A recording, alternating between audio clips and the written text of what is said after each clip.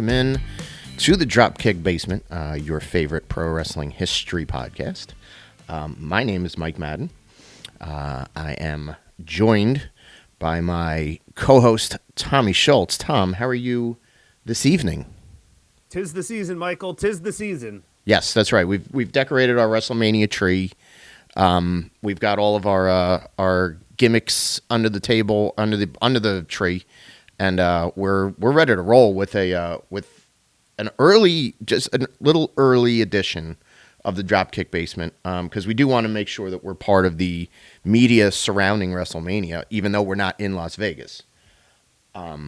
So we're getting a jump on it. We're taking apart and we are tier ranking the Hall of Fame classes through the years of the WWE. This was again, we could do what the WWE is doing themselves, and we could rank the best matches. I think we talked about that last year, where we created our own cards of the matches that we loved about WrestleMania. The top 10 quintessential WrestleMania matches. Yeah. And I think our episode was better than what they put out on their own YouTube page. I would say so. So, kind of fishing around for another topic to do that was sort of related to Mania season, and we landed on, let's talk about the Hall of Fame. We are a history podcast, and we might as well use our insight and our intuity to put forth what we think of each class and rank them in a tier ranking, as we do, pretty often on the show. So let's get after it. How do you feel? Like, are you ready to put on the tuxedo, to stand and clap and yell one more match at some of these guys? I'm ready to give a speech or two. Okay. I got a few in the chamber. At one point before the end of this episode, I do want you to come up with somebody that you would like to induct into the WWE Hall of Fame. That's not already in? That's not already in. Just think of somebody who you would say, hey, I want to give the speech for this person. Okay. So, Hornswoggle. I'm surprised he's not in there. So let's start tackling it. The very first class of the WWE Hall of Fame was 1993. If you listen to our last episode, this was a trivia answer. I believe I got it correct. And you did. I think you in typical Tom fashion, though, you did kind of hem and haw a little bit about it, and kind of gave a little bit of a, well, it could be, and you finally landed on it. Yeah. Yes, 1993, the sole inductee, the first inductee into the Hall of Fame, Andre the Giant. A few months after he had passed away, to be specific, he got the nod. Only man in there. I think I have said this before, that although it's apropos because the McMahon family booked him and loved him and had a great relationship with Andre, it would have been nice to see more people in the first class. I could think probably of a handful of their long list of champions that probably should have been in as early as the first or second class. And I'm sure we'll get to a few of them as we go along in this first bunch. But I do think it's a nice gesture to put Andre in as the number one first guy by himself.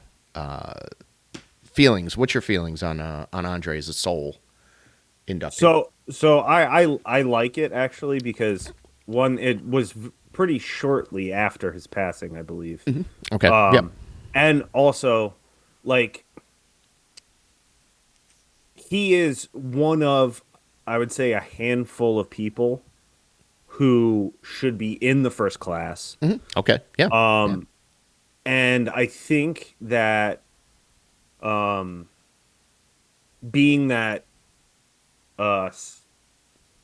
one or two of those people were probably still working at the time, so you're not gonna put them in yet.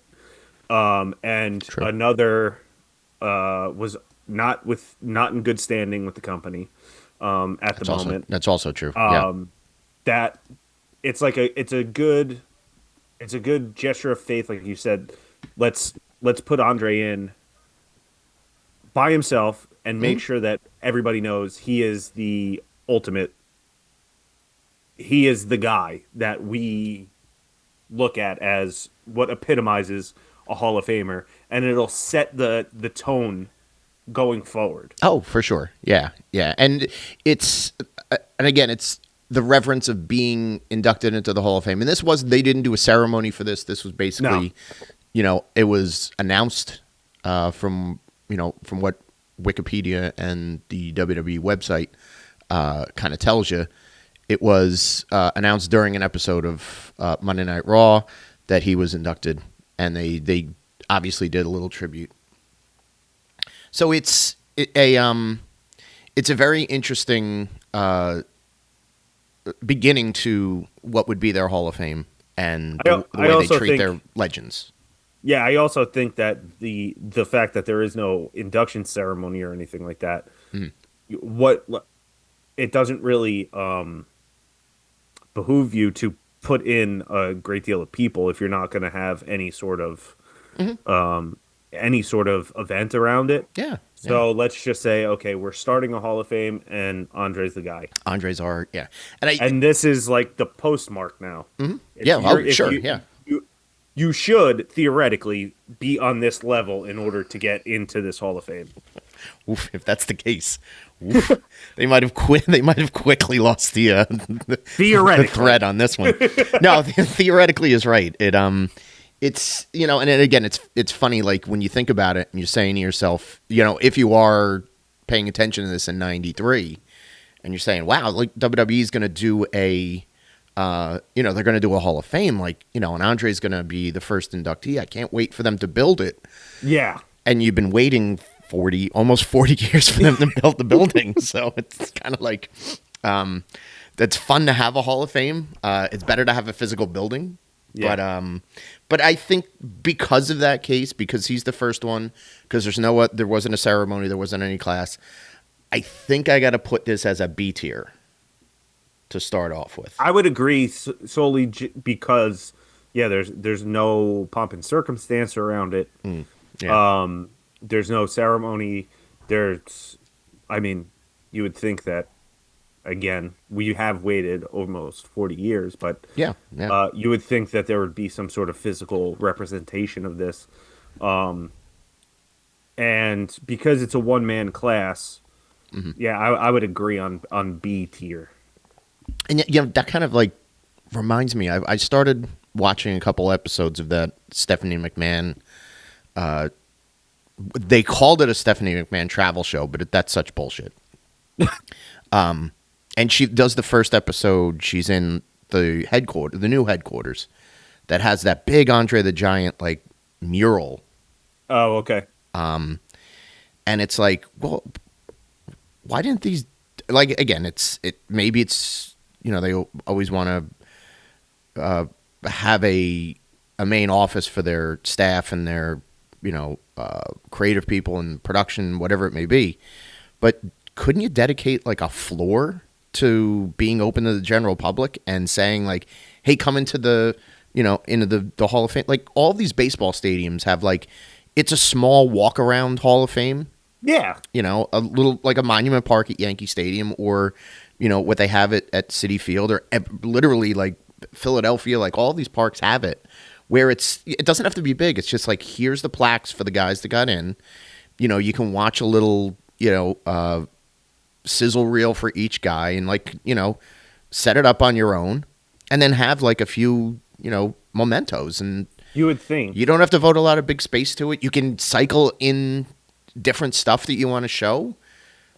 I mean, they have that giant warehouse of all like the old stuff. I know. Yeah. What are they doing with that? It's they're saving it for other dumb A&E programs where they have Mick Foley go around and try to talk people into like selling a robe to them so they can put it in their goddamn warehouse. Like, yeah, for no one to see. So because of that, let's move on to the next class, which was the 1994 class. And this was the first time that they actually had a legitimate ceremony. They had it in Maryland, which kind of lines up with the WWE. That was where for years that was where their production. So all of the studio shows like Primetime Wrestling and All American Wrestling were shot in a sound studio in Baltimore. But here's your group. You have the Golden Boy Arnold Skaaland, Bobo Brazil. You have the Nature Boy Buddy Rogers, Chief Jay Strongbow, Classy Fred Blassie, Gorilla Monsoon, and Vince McMahon Sr.'s limousine driver, James Dudley. Okay. So lost the luster pretty quickly. It's right, yeah. It kind of falls off a hill. A lot of the names on here were close to both McMahons as they were building up the company. More so were right hand. Like Arnold Skaaland was the right hand man for Vince Sr. Running the buildings in the Northeast and a longtime road agent. Jay Strongbow, same thing. Gorilla was a part owner of the company. Blassie, Blassie probably deserves to be in here, even before you talk about his WWE career. If you talk about Blassie being like the king of like one of the original guys to go over to Japan and be a huge gaijin star in Japan during the 50s and 60s. So I think he's certainly is a guy that once he did settle down and leave the territories, he was a great heel manager for the longest time for both McMahons. Nature Boy Buddy Rogers, obviously one of the greatest and the first man to hold the NWA and the WWF titles. And then James Dudley, who they claim was a manager. Okay. He was an in-ring manager. He might have walked somebody down to the ring at the Garden or a TV taping maybe, in the early 70s. I'm not that familiar with his work other than the fact that he is in truth, I think Vince McMahon Sr. had him as a limousine driver, and then he started to give him more work in and around the office, and he was running booking buildings and doing promotion for the WWF during the late 60s, early 70s. So that's a bit of a, hey, you helped my dad out, you get in the Hall of Fame. Yeah, I clicked on his Wikipedia just to see, and he did spend 9 seasons playing professional baseball. Oh, really? Prior to, he was in the Negro League. Oh, okay. All right. Prior to coming over to the WWF, I guess. Yeah. Then the WWF. So he had a little bit of a sports background prior to coming in, but he could have been on our Two Sport Pro Wrestler episode. He could have been. We should have looked into him. Damn. Hall of Famer. Swing and a miss on James Dudley. The longest, I think he's not related to, but it would be a nice story if they ever tied it up and said, like, that's actually Big Daddy Dudley. That was Daddy Dudley, yeah. It would explain Devon. But you're looking at this group, and like I said, it's a lot of the New York territory stalwarts that were there. Monsoon, I think, he would be the one that people. Yeah, he would be like if there were a headliner. Mm-hmm. Yeah, he would have been the headliner. Sure. And he's also like he had still been like part of their. He was still on TV at this point. Yeah, I was going to say he was part of their team. He ended up being the president of the WWF like a year later. Blassie had long since retired. Strongbow was still behind the scenes road agent at the time. Buddy Rogers had passed away. Bobo was still alive. But I don't really think, in my opinion, Bobo was not he's not a WWF guy. No. Bobo's a territories guy. Bobo was big in Detroit, but he was still again one of the legendary African American wrestlers, one of the pioneers. For sure. And so definitely deserving of a Hall of Fame nod and the recognition. Scullin was great at playing cards, but he was the manager for Backlund and he was the manager for Bruno Sammartino, so he did have a TV presence 10 years before this. So, there's merit to be said for all of them, but at the end of the day, I'd have to say, in my opinion, I think I'm giving this group a C. I can agree with a C because you do have notable names. You have very worthy names. You have a few people that bring it down a bit. Not to name names, but a few people bring it down a little bit. Okay. Especially as the first class. Yes. So you have Andre, he's the first inductee, but that's a singular person. When you put a class together, I feel like there are a lot of people that could have gone in ahead of ahead of James Studley, ahead of Bobo Brazil, ahead of Arnold Scullin, probably ahead of Chief Jay Strongbow. I think you could keep Buddy Rogers, Freddie Blassie, and Monsoon in, and could have built a stronger class around those three people. True. And you're right. If you have a better relationship with Bruno Sammartino at the time, he's a no-brainer. He's the headliner. He would have been the headliner, and that would have been and that would have elevated the group. But, on the same notion, you got to have an undercard. These were your locked in, your round table of wise men, so to speak, that helped you build your business before you started your national expansion. So, good amount of them. And also, remember, Buddy Rogers, he babysat Jimmy Snuka for a long time. And and kind of kept Jimmy Snuka out of a little bit of trouble. Not major trouble, but he kept Jimmy Snuka. Not too much. And he historically quit the WWF in 83. I think it was... No, yeah, he lasted in 83, even past the Nancy Argentina stuff. He quit the company in, I want to say it was the summer of 83 or the early fall of 83, because he couldn't stand being on the road with Jimmy Snuka anymore because Jimmy Snuka would not stop doing drugs. I mean, if you're not a drug guy, that's not going to be a good move for you. Well, it's also I think he had Snuka buy a house next to him at one point, or get an apartment near him so he could monitor him. Buddy Rogers was a bit of a saint during the early part of the 80s when it came to Snuka. If you ever want to look that up, there's some stories that you can read about the relationship that they had.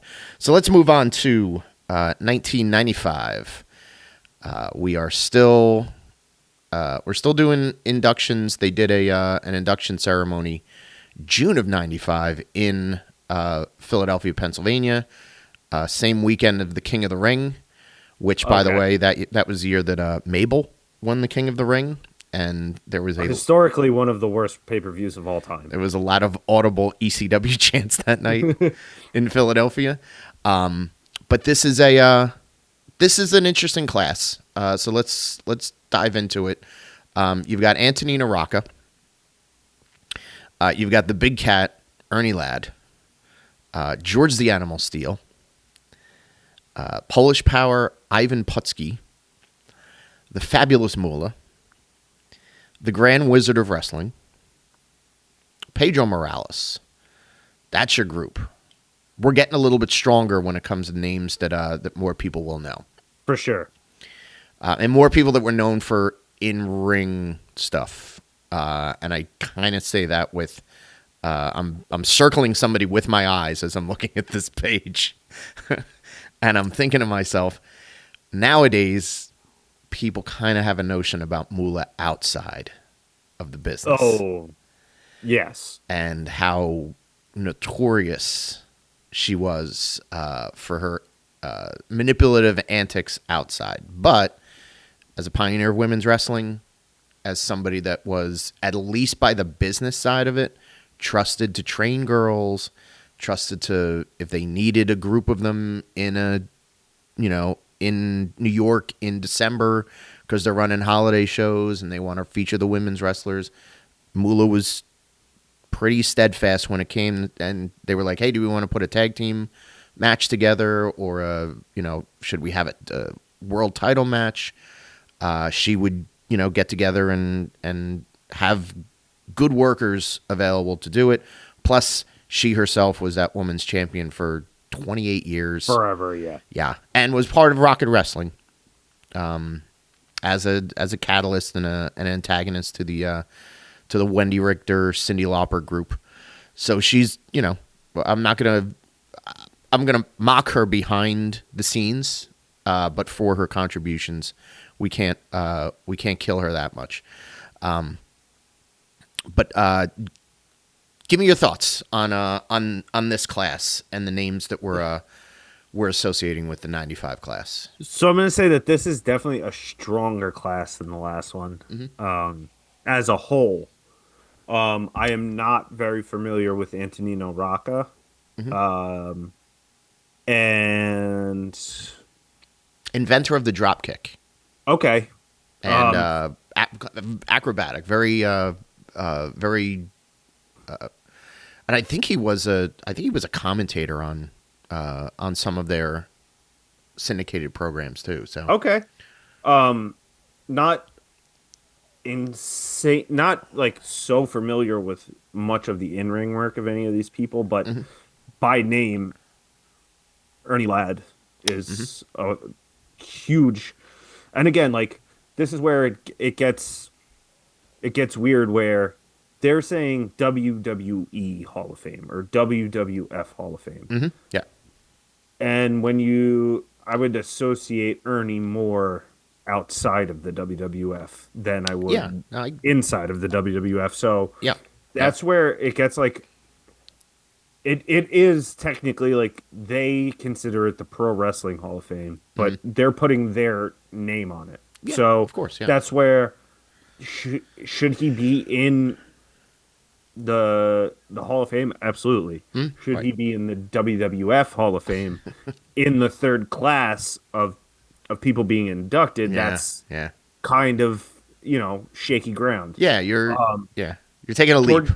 Exactly. George Steele, while one of the most famous characters of all time, mm-hmm.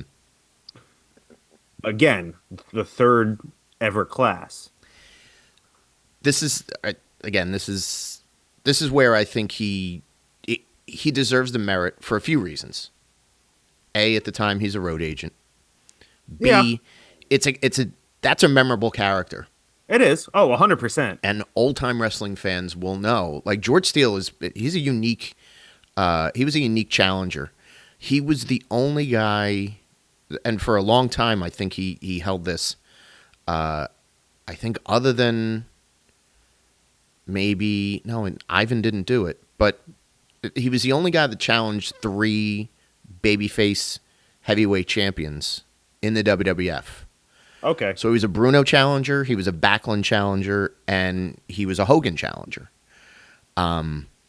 There's not, like I have looked this up low and high, and I think maybe you can get away with saying that Nikolai Volkov was the same, but he was a different character. He was the Mongol when he wrestled against Bob and he wrestled against Bruno. It's tough to find somebody. So I think like that's the type of thing. Those little bits of like trivia where it's like, hey, do you want to like talk about how long George Steele was? He's not a great wrestler. He was He was basically like a walk-in brawl, like eat the turnbuckles and hit you with like a shiv or whatever it was. But when you talk about like a guy that could come into a territory and basically be set up to have a run against your champ and be, an indomitable menace to your champ, Steele was a go-to guy for a long time for them. So I think that's as much as you can kind of pad his resume to say like, all right, he did kind of like, he was that lovable, like, monosyllabic, animal character, where most people knew him in, post 85. But I think even before then, you could make a case for it that he should be in that one of those early classes. Okay. All right. I mean, growing up, I was more familiar with the very late career of George the Animal Steele and not everything that he did before. Mm-hmm. So, to me, he was just the guy that ate the turnbuckles. True. But again, then you have Pedro Morales, Grand Wizard, Moolah, who are like bona fide first ballot Hall of Famers. I think that the three of them bring this class to a B over like a little bit higher. Okay. Than the last one. Okay. Personally. Yeah. In my eyes. Yeah, a little bit deeper. You have less limo drivers. Yeah. And a lot of people that had good runs and were good this is a good character group. Yeah, for sure. But again, we'll get into it as the years progress, but this is still the when you're looking at these first three classes, this is the WWF Hall of Fame. Yes. We're talking about guys who, I mean, aside from one or two of them, made their bones in WWF or the WWF and were solidified in that territory. New York territory. For the majority of their career. Yeah. So this is before we get, start going all over the place with it. Mm-hmm. But as it stands here, I think that this is the strongest class that they had done, collective group. Yeah. That's a good point. All right, so shall we move on to 1996? 1996 it was held at the Marriott Marquis in New York City, 96, same weekend as Survivor Series. So we still don't have this as part of the WrestleMania presentation. Okay. It was actually after way after WrestleMania, right? Yeah. It would have been November. So here are your guys in the class. Jimmy Superfly Snuka, the aforementioned Jimmy Superfly Snuka, the unpredictable Johnny Rodz, Killer Kowalski, Captain Lou Albano, Baron Michael Cicluna, Pat Patterson, the Valiant Brothers, the first group or team or faction, I should say, that are in there, tag team, and then Vince McMahon Sr. Now this is an eclectic group. There's a lot of we're all over the place here. There are some really important guys, and then there are some absolute fucking duds. Duds with a Z. And I will pick apart the two duds that let's go make no sense just right off the rip. Johnny Rodz was a television job guy. Insane. Yes, he was a trainer, and he had his school in New York and in Brooklyn that trained a lot of guys that eventually became big stars. Names are escaping right, but he was Taz's original trainer, correct? I believe so, yeah. Tommy Dreamer, I think, was a Johnny Rodz school guy. A few others that went through the Johnny Rodz school. He was there for a long time. He was basically like the jobber to the stars. So if you're on television and you need to get a baby face over, whether it was at television or whether it was at the Garden, Johnny Rodz was going to be on that card. But he's not known. He was known elsewhere. This is a guy that worked in Los Angeles for a while as kind of an important heel. Java Rook was his name out in Los Angeles, but he was in no way, shape, or form is he recognized for being Java Rook somewhere else. Basically, he's going in this Hall of Fame because he lasted a long time in their company, and he did not mind counting ring lights night after night on TV. So can I ask you a question? Mm-hmm, sure. So in the there are a lot of people that look at wrestling and they look at wrestling as, oh, that's WWF, WWE, whatever. Mm-hmm. You know, they think wrestling is WWF, yes. WWE. At this time, especially, sure, yeah. So if you're in that mindset, right? Mm-hmm. And we're now talking about the 4th ever in Hall of Fame induction ceremony. Mm-hmm. Right. Johnny Rods goes in. Preposterous. Well, I'll take it one step further. Baron Michael Cicluna. I mean, at least I've heard of Johnny Rods. Yeah, I was going to say, like, this guy. Yeah, it's going to be hard to dig like good facts. Other than I know he did hold their tag team title on a couple of occasions. Could I name his partner? Probably not without looking it up. But by the time that I had caught wind of him on television, he's a job guy. He's the guy that's teaming up with Johnny Rods, and they're putting over Rocky Johnson and Tony Atlas on TV. 2 guys that you know who they are. Yeah. So I don't see where that's, other than loyalty, I don't see where that's a Hall of Fame resume over, again, a litany of guys that we will be talking about later. Exactly. This makes no sense to me. Yes. It makes no sense. 100%. I mean, the rest of the group is solid, you know. It is. And not until you mentioned that this was the same weekend as Survivor Series did I put together that that's the only reason that Jimmy Superfly Snuka was on that Survivor Series card that year as a mystery partner. That makes, I forgot. Oh, shit. And I was at that show, too. And I remember like his music kicking in. He was like the place went nuts. It was like a mystery partner, and because it's the Garden, everybody loves Snuka. Exactly. And he got his pop. He looked like shit. Awful. He might have been wearing boots that night. I think he was, and he had like a singlet on. If I remember correctly. So it wasn't his normal Jimmy costume, but. And I think on commentary, like Albano was like, dipping in on commentary during that show, and he's just doing his normal like spouting nonsense. I'm like, yeah, look at this crew. But so again, those are 2 guys. Like Snuka was a phenom for them. Yeah, just like Moolah, you have to take their in ring and the overness that Snuka had, and that's what you bottle up. And he was over in WWF. He was over in the NWO. Especially in the Garden. Everywhere that Jimmy went, Jimmy was a fucking... He was a main event. He was so big for them.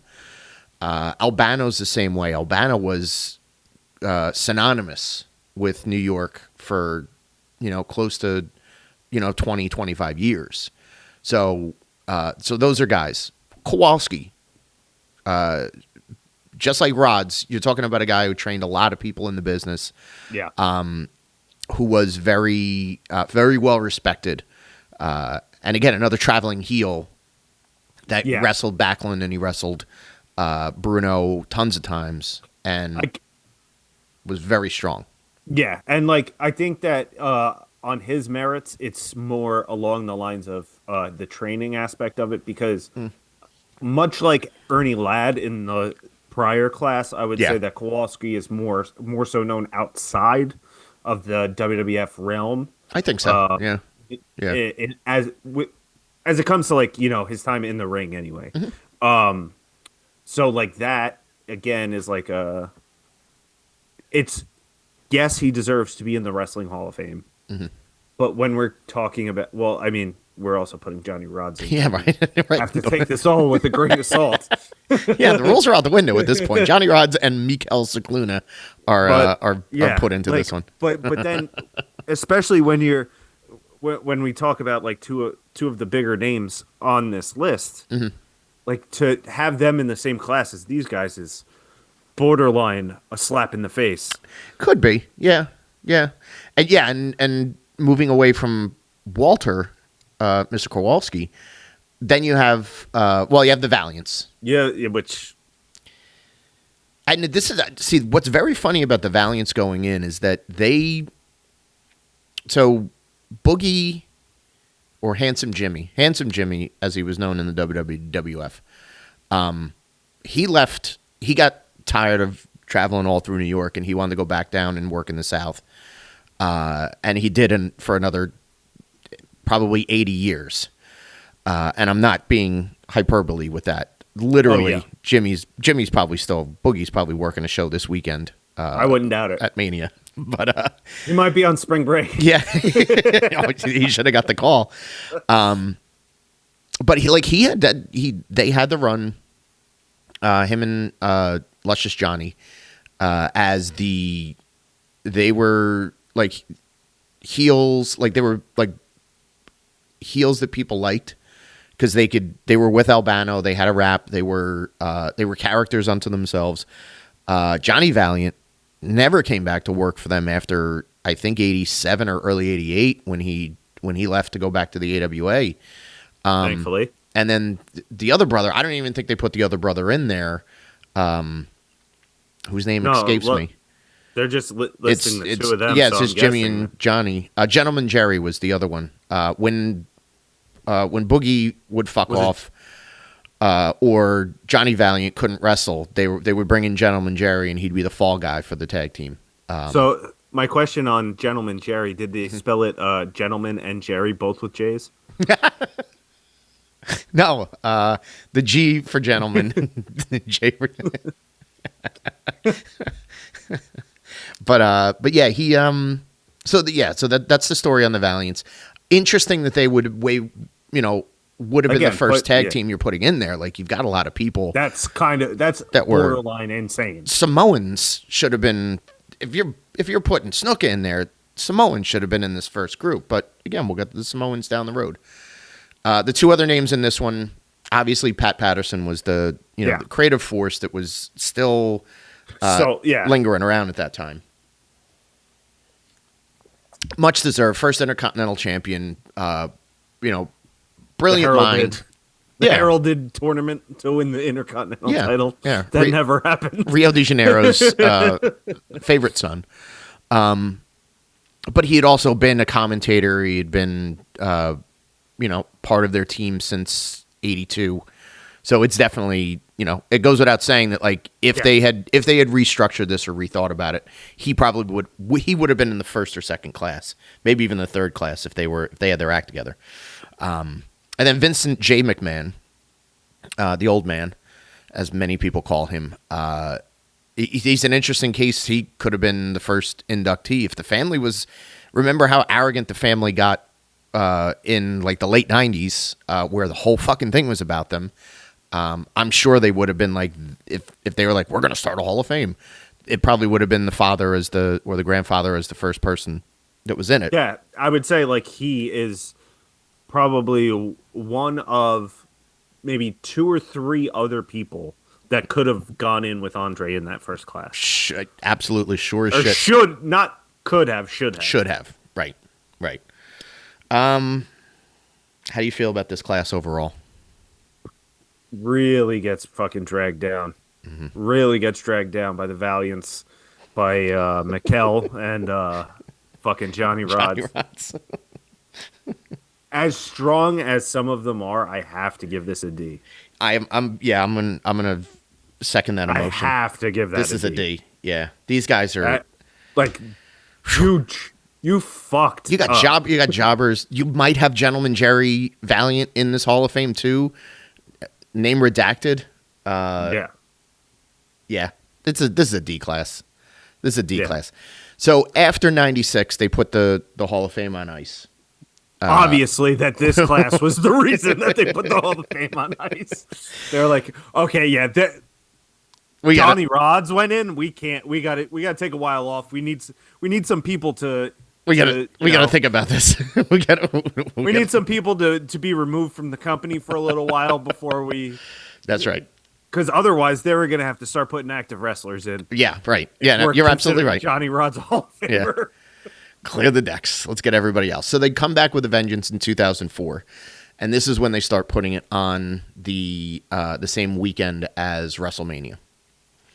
And this WrestleMania was the WrestleMania 20 from Madison Square Garden. They did the Hall of Fame at the Hilton in Midtown. Great class. I'm going to run down this class. This class is so good. Big John Studd, Bobby the Brain Heenan, the Magnificent Morocco, Greg the Hammer Valentine, the King of Wrestling, Handsome Harley Race, Jesse the Body Ventura, the Junkyard Dog, Sergeant Slaughter, Superstar Billy Graham, El Matador Tito Santana, and the first celebrity in the WWE Hall of Fame, the gambler himself, Pete Rose. Notice how everybody has kind of a gimmick name to them as they're going in, and that's key because this one is rich with people that were memorable.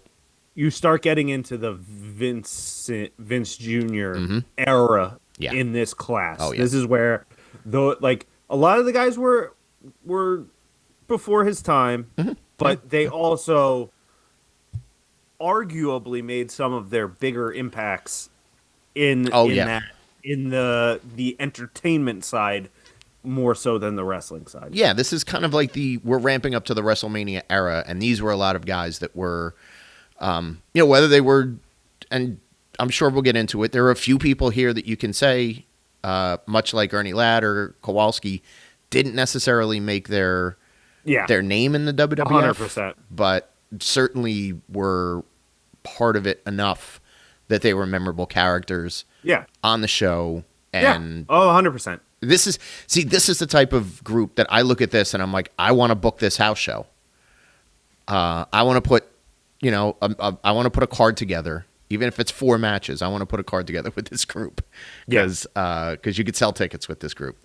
This is the first one where I am completely familiar with 100% of the people that are on here, and I know who they all are, both in the ring and for anything they've did after their post-wrestling career as well.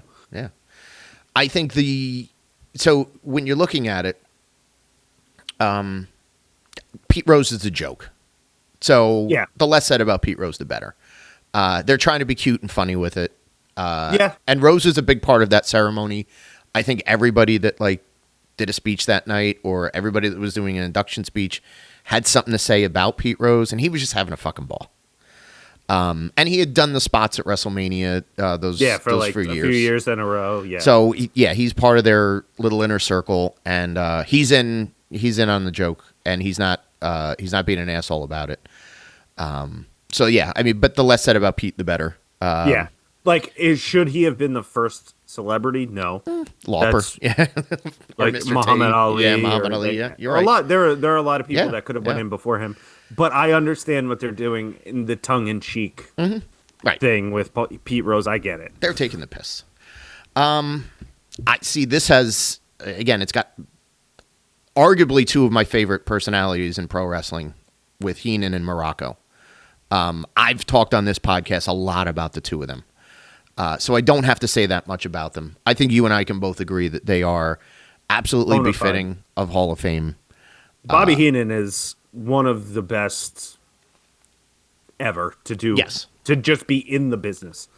No doubt about it. No doubt about it. One of the most entertaining people that was in a business that pivoted into almost strictly entertainment. And he did everything. Great manager. Hall of Fame manager. He could basically, you could say, all right, if we want to start inducting people like they do now 3 times. He could be in 3 times. Yeah, exactly. You could absolutely do it that way. Harley Race, I think he is one of the guys. He's one of 2 guys that are on here, in my opinion, that had stronger careers away from WWE. Him and the Dog for sure. Him and Junkyard Dog, absolutely. But Harley was a traveling world champion who, when there was an agreement between the WWF and the NWA, he would come in and work the Garden, or if they were in Florida, he would wrestle Backlund in Florida. So he was known, and he was like part of their, their major cards. Yeah. A couple times a year or a couple times every few years. So it's not like, they tried to make you erase your memory in '86 when he came in as the king of wrestling. But if you had any sense about you, you would say, man, this guy's in his mid-40s. How is he just getting into the WWF? Yeah, that's fucking nuts. How is this the case? So you had, it kind of forced you to do the research and then realize, oh, this is like one of the most decorated world champions. Could be he's in the discussion for the greatest NWA World Heavyweight Champion of all time. And the King of Wrestling he was a main event with Hogan. Yep. And he did, he did some pretty outrageous stuff with Hogan. That was kind of the match that fucked his career. Right? He took a table spot in a Saturday Night's Main Event, and it hit him in the spleen, and it busted him up. Motherfucker, tough man, by the way. Toughest motherfucker. Toughest man in the world. Continued the match, and then I think still did WrestleMania with a busted spleen. And then, eventually took, almost a year off to get surgery, and he was never really the same after that. And he shouldn't have been. Guy was 48 years old when he was doing all that stuff. So, and that wasn't like 48 now where guys are going to the gym and working out. No. Harley was smoking probably a pack of cigarettes and drinking booze like a madman and traveling all over the place, at that older age. And then still taking, diving headbutt spots to the fucking floor. Harley Race deserves a wing in the Hall of Fame because he's so fucking great. And then JYD, Junkyard Dog. He was a big character for them, and he was, he sold a lot of merchandise. Yep, big merch mover. He's, at a time when they couldn't rely on Snuka being around as much, Junkyard Dog was the number 2 baby face, and he could sell out arenas for the WWF, that's for sure. But he was also way past his physical prime. He was much better in Mid-South and even Georgia in the early part of the 80s, where he was a household name, and and the people that talk about Junkyard Dog and the way that he's remembered is more or less he was in WWF, he was part of their cartoon, but he was the biggest thing in Louisiana in the early 80s, and he was Ernie Ladd's golden boy, and he was major box office for them. Yeah. So I think, like I said, he just like Harley, where he did have a good run in WWF, and he was there for 4, maybe 5 years towards the twilight of his career. Although he did still wrestle until 93 or 94. But even still, I think his he deserves a Hall of Fame nod. The rest of the guys are, it's a litany of, you look at their accolades. Billy Graham, everybody copied Billy Graham's style. Yep. Everybody wanted to be a little bit of Billy Graham. And he would, if they were going to do this ceremony, because they didn't have a headliner, you could make an argument that Billy Graham would have been the headliner of this group. Jesse Ventura you do not understand the magnitude of how Jesse Ventura was, outside of wrestling. People knew Jesse Ventura was a wrestling announcer. Yeah. And he was a personality. He was for a while, the best heel announcer in pro wrestling, and really changed the way that heel announcers were kind of marketed and how they were presented. Was when Jesse was on TV every week. He wasn't just a guy that would pop in and rag on the baby faces, or somebody like Piper who would host a show with Gordon Soley but wouldn't call matches. Ventura was a new it was a new style. Ventura and Gorilla Monsoon, those were, for me, the guys that I grew up. Yeah. That was the duo. They were the what became later Jim Ross and Jerry Lawler. Mm-hmm. Yep.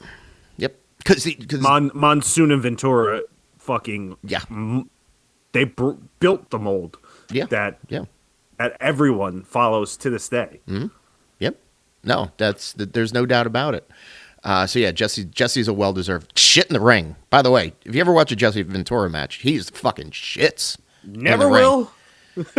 Decent tag team guy, and he could get heat as a tag team guy, and a good talker, but fucking disaster in the ring. Another guy who was kind of a disaster in the ring was John Studd. Pretty immobile. Well, yeah, but also like one of the most imposing. Like if you're looking at a call sheet, it's a John Studd Andre match or a John Studd Hogan match, or if he's got an opponent that's big enough to stand up to John Studd and take him on, he's gonna be put over well.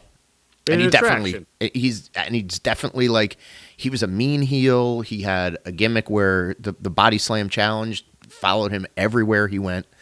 And he was, again, he was a good Hogan opponent and a great Andre opponent for so long that, everybody remembers him. Valentine's another guy that had sneaky good runs during different pockets. Late 70s, there are some matches from the Garden that are absolutely fantastic with Bob Backlund and Greg Valentine. And man, when Greg Valentine was a younger worker, God, that dude he could put on a great match and he could get a lot of heat. He's another guy. I wouldn't be surprised. He's probably at WrestleCon this weekend. So if anybody's looks listening exactly to this, the same. Yeah, go go tug on his hair. But no, he was a loyal guy for that company for a long time. Won almost every title that you could think of other than the World Championship. For sure deserves his place in this group. Slaughter was a former heavyweight champion. A big name away from wrestling, without a doubt. Again. When you talk about big names out of it, and you're looking at this Hall of Fame up to this point, Snuka, Albano, Chief J Strongbow, Slaughter, they're all in the same breath.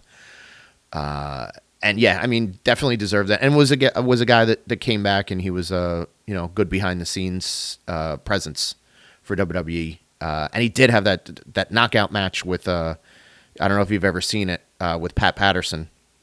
No. A boot camp match at the Garden, 1982. I think it was 82, 81 or 82. Boot camp match, anything goes. It was fucking phenomenal. Slaughter flies around the place. Patterson flies around the place. It's really like like early hardcore stuff. Okay. And especially coming out of New York, who really didn't, they didn't cater to a lot of that stuff.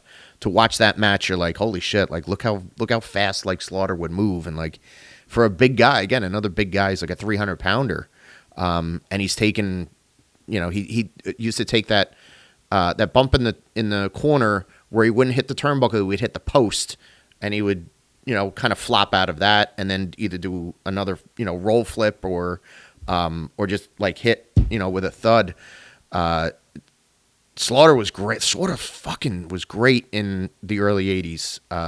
Another guy I highly recommend. He really slowed down after he left the WWF the first time, or I guess in early 85 when he left and did the G.I. Joe shit. Okay. But go back and watch Slaughter in this time frame. Slaughter in Mid-Atlantic in 82 and 83 is tag teaming with Don Carnoodle. He's fantastic. That's my little homework for you, is get in tune with old Sergeant Slaughter matches. And then the last guy that was on the list was Tito Santana. Long time, wrestled in the first 9 WrestleManias. That's crazy. Yeah, I mean, and again, a perennial contender for the Intercontinental title. Yeah. There was whispers that if they didn't bring Hogan in 84, that Tito might have been given that run as the world champion after Backlund. Which I don't know. Tito wasn't a great mic skills guy, but Tito was over. He and he could work. He could always work, and he's pretty underrated when it comes to workers. Oh, for sure. But he lasted a long time in pro wrestling. He will be at WrestleCon, I'm sure. I did see his name on the list. So, but yeah, Tito rounds it out. He's the last guy in this group. I like this group, but I want to hear what you have to say first about the about the tier ranking on this one. This is for sure the first A tier that we have. I mean, this is star-studded. Yep. Half of these guys should have gone in over 75% of the people that went in the 1990s classes. Yeah. It's a good point. Yeah, I mean, I would say that you could have had 3 headliners on this in this class alone. Yeah. Just not only stars in wrestling, you have guys who transcended the business and went outside. Sergeant Slaughter with G.I. Joe, Jesse Ventura and Predator. Yeah. I mean, you have bona fide fucking stars. Yeah. This is the first. This is Pete Rose, I would say. Drags it down a little bit? Pete Rose prevents this from being S tier. Okay. All right. All right. So we're banking this as A tier. I'm going to agree on that one. And we're going to move on to 2005. I think we've agreed on every one so far. Pretty much. Yeah. All right. So let's look at 2005. Now, 2005, they shortened the group, but they packed it. I do think that last one was a bit much. Yeah. It could have been split into 2. Yeah, I think that, 100%. So let's get to 2005, which was at the Universal Amphitheater in Los Angeles, California. WrestleMania weekend, WrestleMania 21 weekend. When when WWE went Hollywood. Your headliner. This is the first year that they had a headliner because probably it was written in his provisions that he had to be a headliner. Good old Terry Jean, our friend, wrestling's greatest liar, Hulk Hogan. He's your headliner with quite a crew of a rogues gallery of Hogan opponents underneath him. Roddy Piper, Paul Mr. Wonderful Orndorff, the Iron Sheik and Nikolai Volkov, Bob Orton Jr., the Ace, Cowboy Bob Orton, and the Mouth of the South, Jimmy Hart, round out this crew. I mean, I don't think there's a weak person in this group. Much can be said about Piper could have been a headliner on his own. Should have been. And was probably, this is before, again, I'm sure Hogan politicked about this, and he was like, you're going to bring me back in, brother. I'm going to be at Mania, and I'm going to be the headliner of the Hall of Fame, and I'm going to go on last, and I need Piper to know that I'm, up above him. I'm surprised that Mr. T didn't go in this class as well. This is essentially WrestleMania 1. Yeah. Let's just put WrestleMania 1 in the Hall of Fame right now. It's for chronological purposes, WrestleMania 1. But yeah, I think Hogan being a headliner is important for them. He's another guy that, being that he was still active in the company in 1993, obviously I don't think that they wanted to put active participants into the Hall of Fame, so that's probably the only reason why that he didn't go in then. He is with Andre and Vince Sr. and Bruno and Pedro. Probably that should have been the first ever class. Make your point. Those 5 people should have probably been the first class of. In hindsight, they probably would have been. No. Like, this is looking at it way after the fact. Yeah. But Piper's strong. Orndorff is strong. Sheik and Volkov are characters, and they're easily just so fucking memorable. Yeah. No. Yeah, for sure. They're part of the cartoon. Jimmy Hart's a legend in wrestling. Again, a little bit glean is off him for being basically a barnacle to Hogan for 10 years before this. But even if you go back and you watch Jimmy in Memphis, Jimmy's so fucking great in Memphis, and he was fucking great in WWF. Yep. And Bob Jr. is a mechanic. The first man to be referred to as having the excellence of execution by Gorilla Monsoon. Surprised Brother Brudai didn't go in this one too. There's only so much. I bet Hogan he was like, brother, here's what we're gonna do. We're gonna have Dennis Rodman. We're gonna have Mr. T. We're gonna have Brutus Beefcake, Jimmy Hart. That's the Hall of Fame, and the Nasty Boys, and the Nasty Boys. And they were like, "Get the fuck out of here! We'll let you be the headliner, and we'll let you have Sylvester Stallone induct you, who had very little to do with your wrestling career, but other than that, nothing. Go fuck yourself." I'm gonna give it an. I'm gonna give it an A. I'm gonna give it a B, and the only reason I'm gonna give it a B is because I feel like Roddy Piper should have been a headliner, and I feel like they fucking did him a disservice by putting him in this class. I think they could have saved him as a headliner. I think Roddy Piper is a bona fide. As we go on, I think even the next year, which we're not to yet, I think Roddy Piper should go in as a headliner before the person that goes in the next class. So let's all right. Let's give it an A. Well, I'll concede to the A. But we should give it an A. I'll say it's an list wise, it's an A. I just have a problem with fucking Terry and his bullshit. Okay, all right. Terry and his bullshit aside, he's still it's still a phenomenal class. 2006. We're gonna move along to 2006 at the Rosemont Theater, Chicago, Illinois, Rosemont, Illinois, to be more specific. Headliner, Bret the Hitman Hart, the excellence of execution himself. Other inductees, Eddie Guerrero, Mean Gene Okerlund, sensational Sherry Martel, Tony Atlas, Vern Gagne, the Blackjacks. We're back to putting a tag team in here. So Blackjack Mulligan, Blackjack Lanza, and Celebrity Wing gets another name, William the Refrigerator Perry. Very Chicago-y.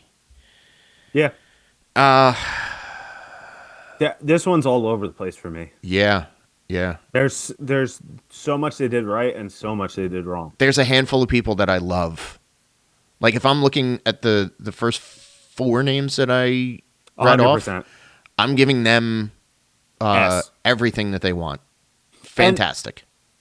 And like, this was the perfect time to put Eddie in. Being that he had just passed away. Yeah. This was kind of the reconciliation with Bret and the company. True.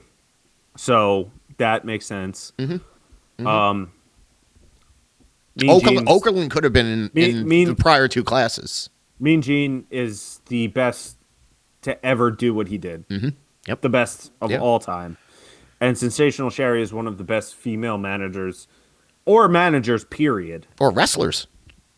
Don't forget that Sherry can fucking work.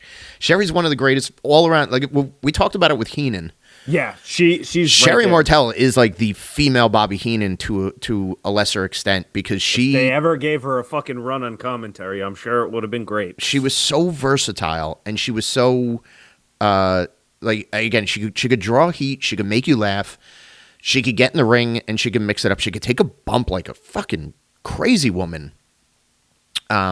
And she would take bumps for, non-wrestlers too. She's taking bumps from Miss Elizabeth, on some of these shows. Like, and she's, man, again, another one that I could talk a lot about Sherry Martel because I think she's vastly underrated. Even though she's a Hall of Famer and a lot of people love her and have come around to her, I think Sherry Martel is fucking criminally underrated. Absolutely.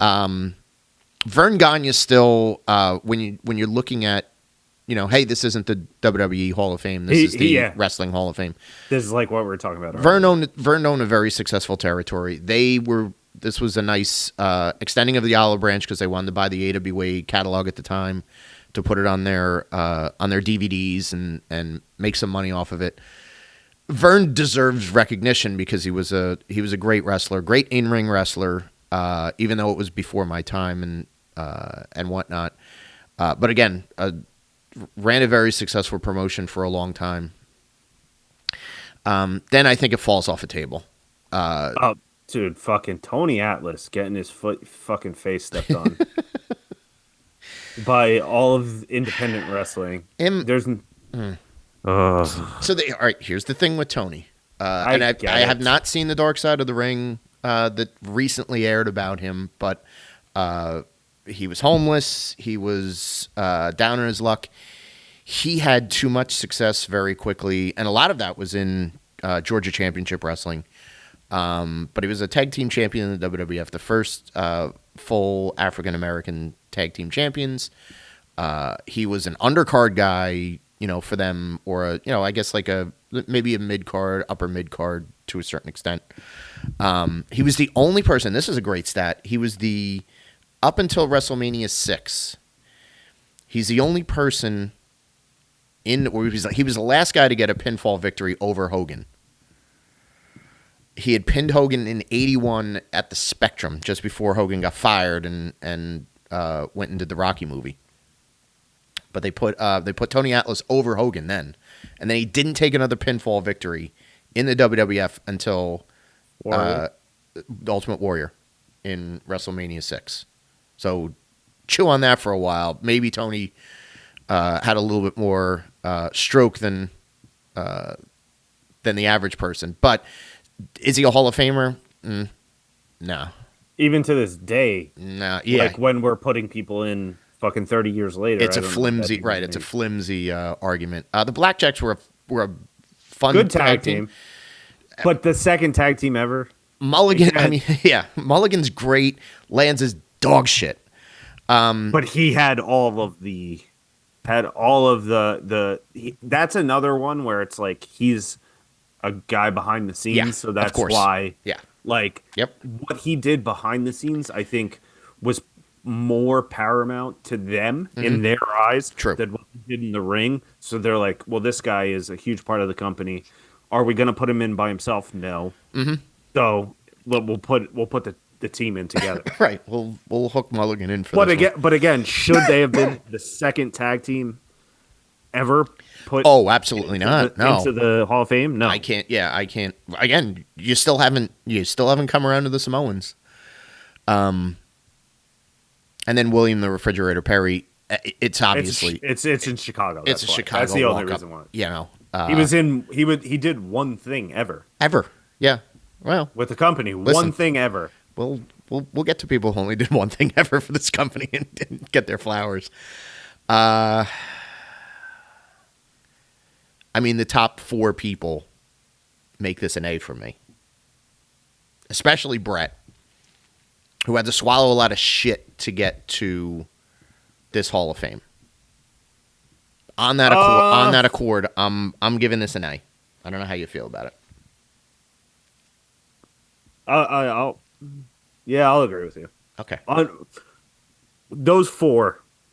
Yeah. Again, they're so good. The 4 are so good. They should have made it in before like 75% of the first 3 classes. Like just like I said about like the last 2, those 4 alone should have been in the first 3 classes. Yeah. Good. All right. So we're gonna stick with the A for that group. We'll move on to 2007. And 2007 is at the Fox Theater in Detroit, Michigan. Your headliner, the American Dream, baby, Dusty Rhodes. Dusty. Joining Dusty is Mr. Perfect, Kurt Hennig, Jerry the King Lawler, Jim Ross, Mr. Fuji? ? Nick Bockwinkel, the Sheik, and the Wild Samoans finally make it to our Hall of Fame. Okay. Man, this one has me really torn. Okay, take me through it. Okay, so this is an so I always get him confused. This is a subjective opinion. Of course, it's subjective. Okay, go ahead. So this is, to me, growing up, Mr. Perfect was in my like top 5 wrestlers of like my childhood. Yeah. So, and again, this was I'm pretty sure like not too long after he passed away. passed away in 2003, I believe. Was it that long? Yeah, okay. Yeah. 4 years clear. But still, like... Yeah, it's still fresh. I think yeah. It's still fresh in the sense of, like, he was a young guy, so I think, like, they wanted to put him in fairly quickly. Yeah. Dusty, one of the best ever. Yeah, Dusty's fantastic, Dusty. And then, like I said about Monsoon and Jesse, like, the pivotal years of my wrestling fandom, Jim Ross and Jerry Lawler were the voices of that. Yeah. So, 100%. Great that they put them in together. Put them in together. Awesome. Mr. Fuji was, like... I know he had, like, an in-ring career that I am not very familiar with his stuff in the ring. But as a kid, Mr. Fuji was the fucking manager that I hated. He was always such a little fucking bastard. Sneaky. He was such a sneaky fuck. And then, like, Nick Bonkwickle is one where it's not that I don't have respect, because everyone speaks so highly of Nick Bockwinkel as, like, one of those guys that, and this is going to go back to what we were saying earlier about a few other people. He didn't make his bones in the WWF, so this is like this is a legacy wrestling Hall of Fame kind of deal. They kind of do one or two of these a year, if you notice, like every time. They try and kind of acknowledge guys that maybe didn't get to the peak or didn't get to the WWE or didn't have their peak in the WWE. And he is by far one of those guys. Oh, for sure, yeah. Like, absolute legend. The Sheik, kind of the same category, yeah. Same category, and the fact that they're in Detroit. That's gives another nod to. I think that's a regional, a big reason that he went in this specific class. I think that as a class together, and the Wild Samoans. I mean, one of the most influential tag teams. This would have been, I would say, maybe the number one tag team that I would have put in. Yeah. Oh, in terms of, like, if we're going in order of who is influential, best in the company, and deserving of it. Yeah. Deserving of it, head and shoulders above the Blackjacks and the Valiants. Yeah. I would say, as a class, as a whole, I'm giving this an S tier. I'm going to agree with you. This is an S. This is an S tier. And the reason why I'm going to agree with you is, again, you're looking at the names at the top of this: Dusty, Hennig, Jerry Lawler, and Bockwinkel are 4 world heavyweight champions. And I mentioned Jerry's commentary. I didn't even go over the fact that he is one of the best drawing performers in the territory era of wrestling by himself. Hands down. Essentially. Hands down. By himself. Yeah. Memphis, he was the king. Yep. Literally the king of Memphis. He was a 317-time USWA World Heavyweight Champion. I mean, the guy would sell out the same town 52 weeks a year. Yeah. Just based on his booking. Like, absolutely. Yeah. No. He's a again, if you took the commentary out of it, Jerry Lawler moonwalks into the Hall of Fame as a pro wrestler, as a character, as a he could be the most dastardly conniving heel that you've ever seen, and then the next week or the next month he turns babyface and the people are, they're stopping traffic so Jerry Lawler could walk by. Bockwinkel, I encourage you to see Bockwinkel Lawler matches from Memphis are fucking tremendous. They would do hour-long draws in Memphis. They would do kind of fucked finishes where it looks like Jerry wins, but Bockwinkel like threw him over the top rope or whatever, while the referee's knocked out. And Bockwinkel's promo before the match or after the match, you've never heard anybody explain away a loss or a screwy finish as like, that's exactly how I drew it up. And he's such an intelligent presentation. Bobby Heenan was his manager, and Bobby Heenan didn't even have to talk for him, although he did a lot. but it was just a setup. And then Bockwinkel would like turn your head into a pretzel just by explaining to you why he's so great and why he's the most, most legendary world heavyweight champion that they have anywhere. Fantastic stuff.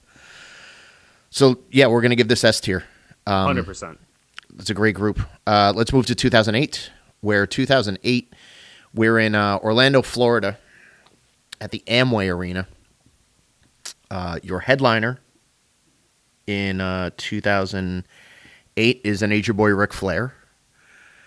The rest of your crew, this is there's a lot of Florida feelings in this group. They really lean into the region, They really did. pretty heavily. So you've got Eddie Graham, legendary promoter, and one-time huge draw pro wrestler in Florida and elsewhere. Eddie Graham was a big deal in New York. Gordon Soley, the voice of Championship Wrestling from Florida, the voice of Georgia Championship Wrestling, the voice of Continental, the NWA and WCW. Mae Young. The less said, the better. Peter Maivia, the High Chief himself. Soul Man Rocky Johnson. And then as a group, you have Jack and Jerry Briscoe, the Briscoe brothers. So let's start with Flair, greatest in-ring professional wrestler of all time, arguably. The quintessential world heavyweight champion for close to 2 decades in the business. An often imitated guy. Even to this day, there's people that do Ric Flair shtick and only do it to a third of what Rick did. Like over the moon deserves to be the headliner of this group. I don't want to say this falls off the table after Ric Flair, but I'm going to say it dips a lot. There's a lot of questionable people on here from a national standpoint. I think Jack Briscoe deserves to be in the Hall of Fame alone. Whoa. Yes, but I do understand why they put them in together. And no doubt about it that the Briscoe brothers were a great tag team in mostly in Florida, but in Georgia, in Mid-Atlantic. Like they had their runs off and on, long feud with the Funks, decades-long feud with the Funks. They had the feuds with Ricky Steamboat and Jay Youngblood that did tremendous business. Jack Briscoe, much respected amateur wrestler and one of the greatest world heavyweight champions that the NWA had in the 70s. But, again, you're putting them in as a team. I'll give them their due. They're number 2 under Flair for this group. Gordon, I think Gordon is, deserves to be in there. Yeah. The voice of a lot of people's, like if we were talking before, Gorilla or Jim Ross might have been. Depending on where you lived. There's a lot of people that grew up on Gordon Soley's commentary and his persona in the argument for one of the greatest announcers, of I guess the pre-cable or early cable days. Eddie Graham ran that Florida territory, which was huge. He was part of the Golden Grahams tag team with a few people. It was almost like the Valiants because they had a few different brothers that came in and out. So it was Eddie Graham, it was Dr. Jerry Graham, and it was at one point Superstar Billy Graham. Although I don't think he was Superstar Billy Graham by then. I think he was just regular Billy Graham. But anyway, big tag team guy in New York, but anywhere else, he was a pretty big headliner. Not necessarily Hall of Fame worthy. And then Rocky Johnson doesn't deserve to be in anybody's Hall of Fame. Rocky Johnson stunk in the ring. If Tony Atlas isn't right, yeah, you're basically saying we love Dwayne and we want Dwayne to continue to do business with us. Peter Maivia. I couldn't fucking tell you a single thing about Peter Maivia other than he's The Rock's grandpa. Yeah, he's The Rock's grandpa, and he's dull as dishwater. As an in-ring guy, he was so in the 70s. You had like these pockets of sort of like the ethnic groups were all represented, and Peter was the Polynesian representative. So he was a tag team with Backlund, and then he turned on Backlund, and he was a heel, and then he became the High Chief after he was a heel. But he was still kind of like he was like a Putski or a Strongbow type character, where it's like, all right, he's a good second tier babyface or third tier babyface. He's never going to win a world championship. He was never like fast or good in the ring that you're like, oh man, he innovated this or he innovated that. Guy just he owned a Hawaiian territory that a lot of people like to, on their way back from Japan, back to the States, they like to stop in Hawaii, vacation, and during that 10 days they were vacationing, they're going to pick up a paycheck from Peter by working 2 shows on consecutive weekends. I also think that a lot gets made of the fact when there's multi-generation wrestlers. If anyone in the midst there pops for whatever reason, more gets made out of the older generations than need be. Right. Because it becomes a story for the newer generations come on. I'm surprised that they're not hyping up The Rock's daughter being a 4th generation. Oh my God. The less said, the better. Yeah, you know what I mean? Because I don't watch NXT. I'm not Geiger. I'm not watching NXT.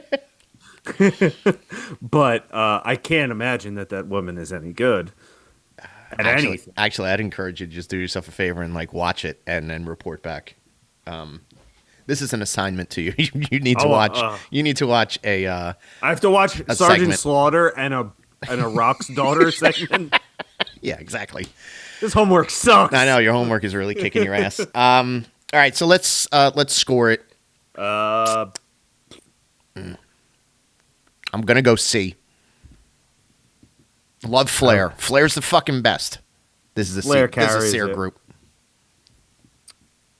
Flair, yeah, I guess Flair brings it up to a C. I was gonna go D. Yeah. But I could see it being Flair and the Briscoes could carry. Yeah. Could carry a class. Oh, and by the way, nobody knew fucking Mae Young's name in pro wrestling until she was brought back in the Attitude Era. Yeah, I was going to say the same thing. Although that was now entertaining, yes. Character. They put her in a lot of fucking weird ass shit. So that shit was entertaining as hell. Yeah. But yeah, she was just an old lady. Yeah. She was Moolah's friend, really. Yeah, basically. All right, let's barrel through to 2009. Houston at the Toyota Center in Houston. They really fucking go by the regions. Yeah, huh? yeah. You were headliner. I didn't realize this. Stone Cold Steve Austin. All right, well, yeah. Victoria, Texas's own. The rest of your class. Cowboy Bill Watts. Boomer Sooner. Howard Finkel. First ring announcer. Birdman Coco Beware. That's kind of crazy. That's kind of crazy. Ricky the Dragon Steamboat. Okay. The Funks. Terry and Dory. Dory Jr. Again, kind of like what you said with the Briscoes. Mm-hmm. But. I'd put them over the Briscoes. And then the Von Erich family. Fritz, Kevin, David, Kerry, Mike, and Chris. The reason I said that with the Funks is I feel like both of these guys should have gotten in individually okay, right. prior before getting in as a team. Good point. Austin being the headliner is a big deal. It was the first time that Vince inducted anybody. Anybody, yeah. So not even his own father. Yeah, exactly. Big circle around Coco Ware. Big. Here's big. And I think it was just basically they were like, let's find a gimmick guy. Let's Let's get a fun person in this group. But again, like I would argue that the guy that inducted him, being the Honky Tonk HTM, Man, might have should have deserved a gotten little in bit more. before Coco. And I'm not. This has absolutely nothing to do with their in-ring work. Coco Beware was far superior to the Honky Tonk Man.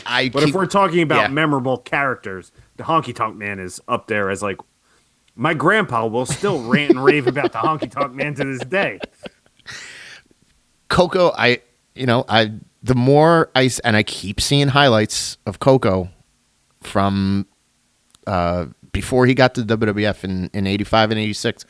Motherfucker's got the best dropkick in fucking wrestling. Oh my God. And that Brainbuster, the Ghostbuster that he did was so Jesus Christ, dude. Wild. That might be the best Brainbuster ever. It is the best. Everybody else is Generico's got a great one. Yeah. But he's got a fucking phenomenal one. Coco does not belong in the Hall of Fame though. No. Still to this day. Howard Finkel was their longest tenured employee. As a WWF Hall of Fame, WWE Hall of Fame, Howard Finkel would absolutely be in there. Yeah. Should he be in this soon? If we're talking about what? Yeah. I would say yes, because the first 10 years, probably. Okay, yeah. I could. He probably should have been in before James Dudley, but we'll digress. Right. Steamboat's Hall of Fame. Funk's are Hall of Fame. Von Erich's are Hall of Fame. Yep. Mike getting in is a little silly. Yeah, but it's basically like your family was great. You had a lot of tragedy. Kev's the only one that can talk.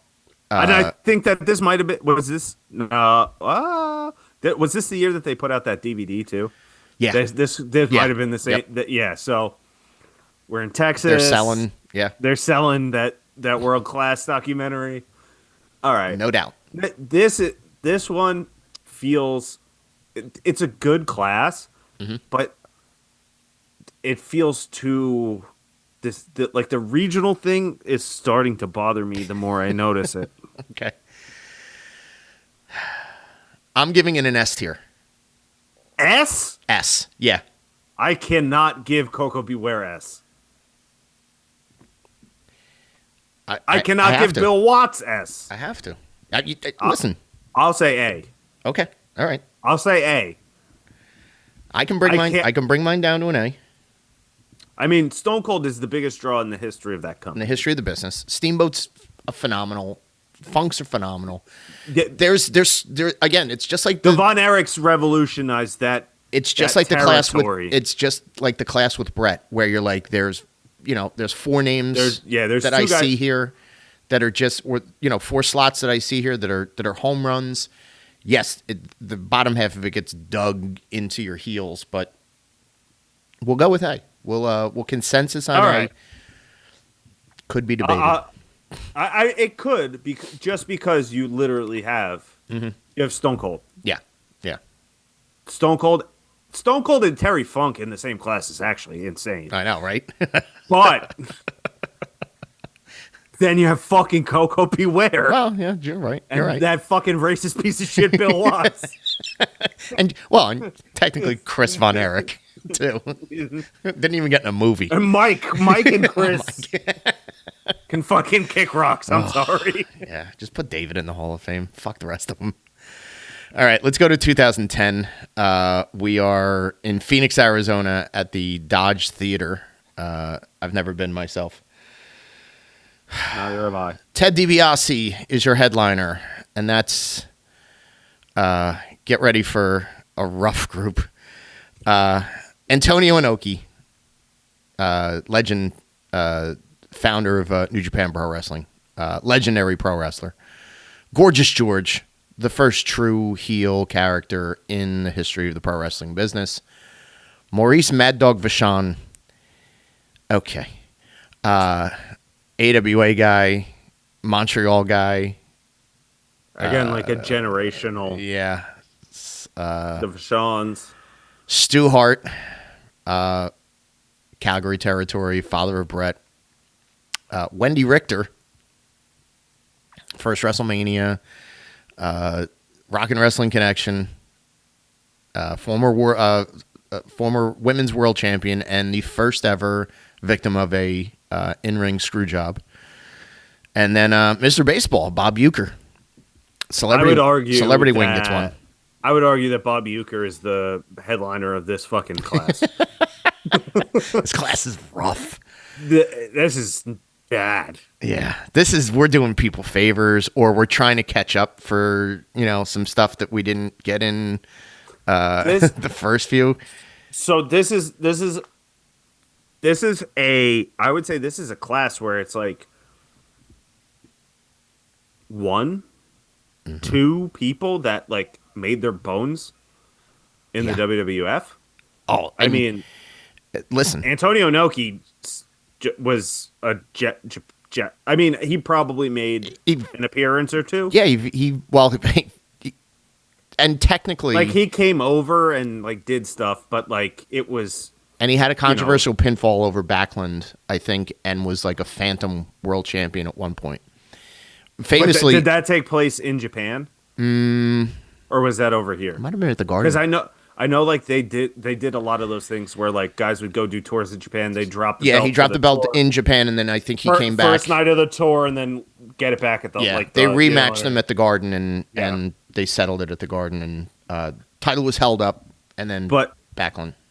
So this is the first true class where I would say this is a strictly wrestling. If we're going based off wrestling, Hall of Fame, this would be a stronger class. But when you're putting your title of your company on it, this is D at best. This is D, yeah.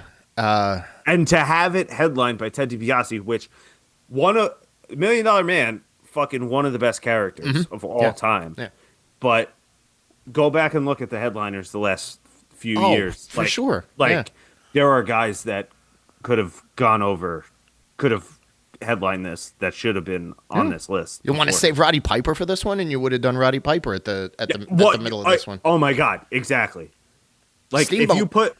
if you put DiBiase in that Hogan class, and put Piper here, that it would have elevated. Yeah, it would have been at least to see. This is by far the worst headliner. This is tough. Far. Yeah, this is a tough group. The less said, the better. Yeah, this D, and it's not a knock on any of these guys. It's just this does not move the needle. No. I'm not going back to rewatch this. This probably didn't sell very many tickets. Maybe. There were paper in the crowd. Well, listen, Stan Hansen came back to induct Inoki into the Hall of Fame. That's Oh, you did get Roddy Piper on it. Something to be said for that. Yeah. He inducted Wendy Richter. So you did get a Piper appearance. It's true. And this was the year that they put they had the angle because Brett wrestled Vince at that Mania. And they were that's the worst match of all time. That was the angle that they talked about on TV where Vince is like, if you don't accept my challenge at WrestleMania, I'm not letting your father go to the Hall of Fame. And it's like, you motherfucker. The stupidest angle.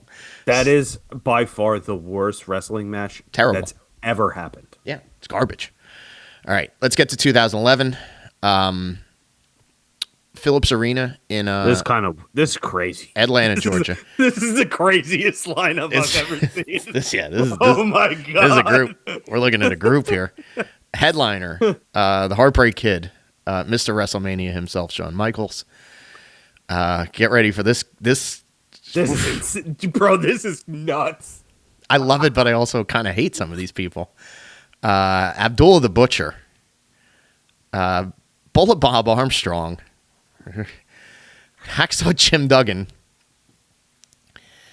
Sonny, the Road Warriors, and Celebrity Wing Drew Carey. This is bonkers. The Road Warriors could have been a headliner the year before. The Road War, yes. Yikes. This is nuts. First of all, Sonny getting in his fucking they made amends with her this year. Insane. And she was in good shape, and they were like, hey, she doesn't seem like such a disaster area.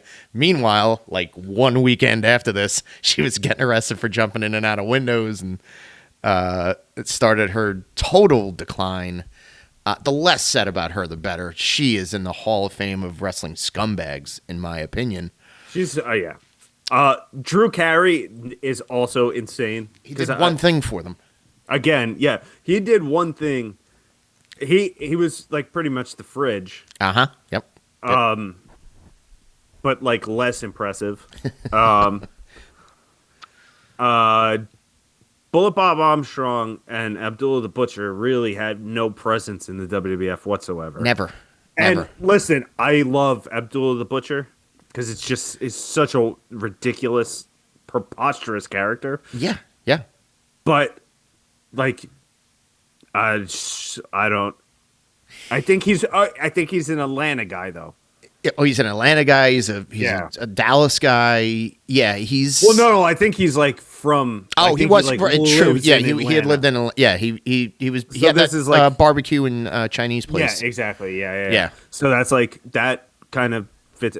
I mean, the Road Warriors, bona fide studs. Definitely. I mean, Paul Ellering going in with them is a little weird. No, I don't think so. Paul Ellering deserves, like, he was their first manager. He was key to their act. He just wasn't part of their act in WWE for any memorable stretches. But no, he was a key guy for the Road Warriors. Early on, I guess. Yeah, you're right. Yeah. It's just like as their career went on, he faded. Yeah. Yeah. All right. But Jim Duggan. Good hand, badass in the ring before he got to the WWF. Absolutely ridiculous character. And then he became a ridiculous character who was like a little mascot for the WWF. But so this one is tough because I'm a Shawn guy. Yeah. Yeah. For me, he's the GOAT. Okay. So the worst I could give this is a B. I'm going to agree on the B. And I thought you were going to say an A, and I was actually going to concede an A if you wanted to get an A, just because the Road Warriors are such a strong, like, Shawn secondary. And the Road Warriors together are like can carry it, but Sonny and Drew Carey really fucking they like Bullet fucking Bob Armstrong.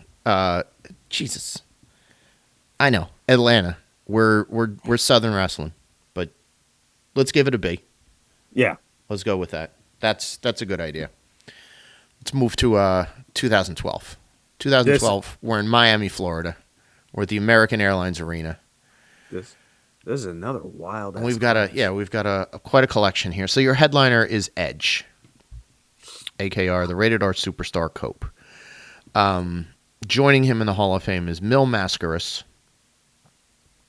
the All-American Ron Simmons, Yokozuna, the first faction technically that got into the Hall of Fame, the Four Horsemen, and then the celebrity ring is Mike Tyson.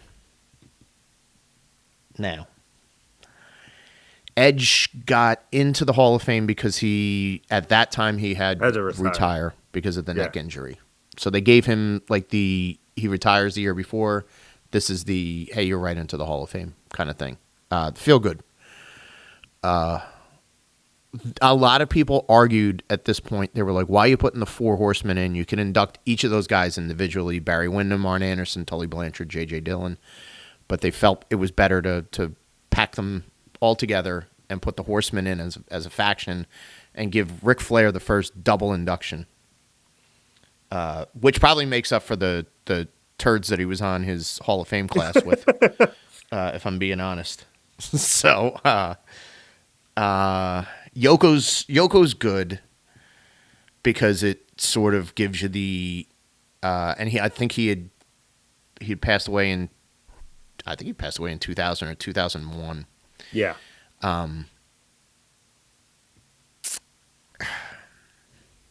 I would say, if I'm going to be honest with you, the headliner's the weakest of the people in this class. Could I mean, Mil Mascaras and not that. Well, not that Mil Mascaras was like great or had any real impact on WWF business. But you could say that he was, especially like early on, he was the most famous luchador in the world. Yeah, he was. So like he was a pioneer of the luchadors and the Mexican lucha libre style. And he was a guy that came in when you needed to spice up the card, and you would have these holiday shows. You would have Masquers on a holiday show, and he would come in. And he wrestled a bunch for them as a kind of a part timer. The Four Horsemen are probably the greatest stable of all time. Yokozuna is one of the better big men that there's ever been. Yep. Ron Simmons, the first ever African American world heavyweight champion. True. Had an incredible run. And then Mike Tyson is part of the storyline that changed everything for your biggest business. angle. Yeah. He's part of... He should be the first celebrity that went into the Hall of Fame. Yeah. I would argue that his impact was... His impact on that company was the biggest that any celebrity had. Right. All right, what do we think? See, it's I'm gonna say C. I would agree, only because Edge is an all-time WWF guy for sure, but I think they put him in too early. Well, he was fresh on people's minds, and he was top guy for them. Yeah, I totally get why they did it, but I feel like there are other, again, as a headliner, I would say that the Four Horsemen or Mike Tyson could have headlined. Yeah, something to be said if they Mike Tyson, as far as anyone on this list, Mike Tyson is by far the most pop culture significant people. Yeah, of almost anyone on any of these lists so far. Mike Tyson was known as the baddest man on the planet. Yeah, he was up there with Michael Jordan as the most famous athlete of the 90s. Yeah. You know what I mean? So like that's a guy that even as a celebrity could headline a Hall of Fame over Ted DiBiase. Well, he got to share the stage with Mel Masquers and Barry Windham. Yeah. So we're gonna give this one a C. Yeah. Okay. All right. Let's move to 2013. We're back in New York City, Madison Square Garden. An interesting class at Madison Square Garden, I will say. Those were insane. This is another insane one. You have Bruno Sammartino, the long-awaited induction of Bruno Sammartino as your headliner, followed up by his predecessor, the man who took over for him as the number one babyface in New York after Bruno was slowing his career down, Bob Backlund, Booker T, Mick Foley, Trish Stratus, and Donald Trump. Again, yeah, I'm gonna listen. I don't want to get political. Donald Trump showed up on their show a few times. Did a WrestleMania haircut match. Took the worst stunner, second worst stunner next to Linda McMahon. Hosted them for 2 WrestleManias in a row in Atlantic City. Yeah, they like him. Vince's. I would best say friend. that.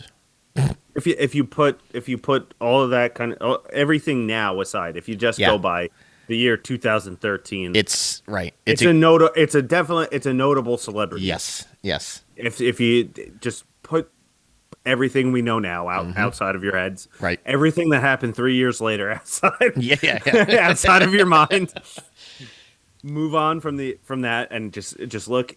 He would be a notable celebrity. Of course. If you're going to do a celebrity every year, he's one of the top guys. You're in New York. You're in his town. And you're in New York, of course. Yep. And then putting Bruno and Bob in New York again. In Madison Square Garden. That's that's awesome. I think that's like a great nod. Putting Mick Foley in Madison Square Garden. Yeah. A place where he famously hitchhiked to go see Snuka and Morocco in the cage. Yeah. And then went on to have numerous big moments. Booker T, again, I think he just came back from TNA at this point. Yeah. A guy that I would say inevitably should eventually have gone into the Hall of Fame. I don't think at this point he should have. Mm-hmm. And Trish, I think she was kind of near the end of her run. She had retired already, and she had just retired like fairly recently, or like a year or two earlier, maybe. She quit in 2008, I think. Was it that early? Yeah. Okay. And I think like she was, I think she was prego when she got inducted into the Hall of Fame. So like at this point, they're like, she's never coming back because she lives a life outside of wrestling, and they were happy that they had her back to do. I think she did a couple of she did a WrestleMania with Snooki, like a year or two before this. She did that one off. And she was another one that they would like tout as like one of the women that changed. Yeah, of course. The way that they booked women's wrestling anyway. What I see in this group is you've got 4 people, arguably 5, that could have headlined a ceremony themselves. Yeah. Aside from Trump, everybody else could have been like, and if they were smart and they were strategic about putting people in, I think they probably would have been like, well, we just made friends with Bruno again, so let's make sure Bruno's on top. And then the next year would have been Bob, the next year would have been Foley, Booker, and then Trish. Or Trish could have been the first woman headliner, Hall of Famer, and that would have blown everybody's fucking minds. And so it's a very strong group. In general, and like I remember this being a really fun Hall of Fame to watch, because Mick had a great speech and Trish had a great speech and Backlund's a maniac, and it was nice to see Bruno back in the fold. I go B. I'm going B. Yeah, I was gonna say it's a B because I think you have it's almost like you have too much star power. Yeah, and splitting up Bob and Bruno would have been the right move. But they decided to put them together because of the Garden, and it was a New York vibe. But it gets in there as a B. Also, the fact that Maria Menounos inducted Bob Backlund. Yeah, that's a bit strange. That makes absolutely no sense. Doesn't make any sense to me. Listen, it's not my job to pick apparently, like, she grew up a Bob Backlund fan, and they were like, let's get as many stars as we can get. Fuck. Well, what the fuck is with Arnold Schwarzenegger bringing Bruno Sammartino into the Hall of Fame? Like these inductions. Yeah. Stephanie McMahon for Trish. Did they not have a good relationship with Lita at the time? Probably not. Anyway, let's go to 2014. We're in New Orleans, Louisiana at the Smoothie King Center. One of the greatest venues in pro wrestling history for a Hall of Fame class that is headlined by, you guessed it, Ultimate Jim, the Ultimate Warrior. Joining him in this class is Carlos Colon. We'll get to him in a minute. Jake the Snake Roberts, the aforementioned Lita, Paul Bearer, Razor Ramon, and Mr. T is in your Celebrity Hall of Fame. They made a big, big deal about Ultimate Warrior being back for this one. And they were like, he's in the video game that year. That's all it was. He was, he was gracious enough to, like, come through and let them shoot, like, behind-the-scenes stuff. This was their make amends for that. The documentary, the DVD that they did. I think that because they made that, and I'm pretty sure he sued them for it. Of course, yeah. This was the way to get his likeness into the video games, yep. and into merch and into action figures. This was a total look who inducts him, Linda. Yeah. Well, Linda was like a second mom to him, apparently. Yeah. No, bad. Ultimate Jim can eat a big dick. There's a few people. By the way, Carlos Colon can eat a big dick. Man, he watched Bruiser Brody die in a locker room and did not step in. He will forever be on an eat a big dick team. Fuck that guy. And they did that to get the Puerto Rico footage that they've used like fucking 20 seconds of it since they got the Puerto Rico content. And there's so much good shit in Puerto Rico that fuck them. Fuck Carlos Colon. Fuck Ultimate Jim. Everybody else on this Hall of Fame class is cool. If you were going to put Trish aside from Mr. T's speech was stupid. Yeah. It was 45 minutes. But Mr. T was a headliner in the first WrestleMania. Mr. T was one of the reasons why people tuned into wrestling in 1985. So Mr. T is like, all right, he's a bigger celebrity in their universe than I understand a lot of the other guys that are there. I totally get why he was there. Yeah. That speech was terrible, though. That was the most painstaking thing I've ever listened to. Two of the best speeches were Jake Roberts and Razor Ramon this year, because they have both gotten their act together recently with the help of Dallas Page, and they were great. Lita, as we said, if you're going to put Trish in the year before, Lita's, she's part of this, so I totally support that, and even. Paul Bearer, old Percy Pringle. He was a big character for them. This is dragged down by Ultimate Jim and Carlos Colon. This is C. It's got to be it's C at best. And I hate that. Like the only thing that this is the reverse of the Dusty Crew, right? Yeah, where the bottom of those were kind of heavy, and they didn't allow it to bump up. The bottom buoyed it. They landed C. God damn, I hate Carlos Colon. Felt very strongly about that. All right, let's move to 2015. This is another insane group of people. We're in the SAP Center in San Jose, California. Headliner is Macho Man Randy Savage. This is a long group, by the way. This is fucking a lot of people. And we could have gotten two headliners out of this one. Alundra Blaze, a.k.a. Medusa Michelli. She's part of this group. Kevin Nash, Diesel. Favorite of the show. Larry Zbyszko. Mini golf champion of the world. Larry's the stall master himself. Larry Zbyszko is here. Rikishi. Fatu. Make a difference. Tatsumi Fujinami. The Bushwhackers, or the Sheep Herders, as I'd prefer to call them. Arnold Schwarzenegger.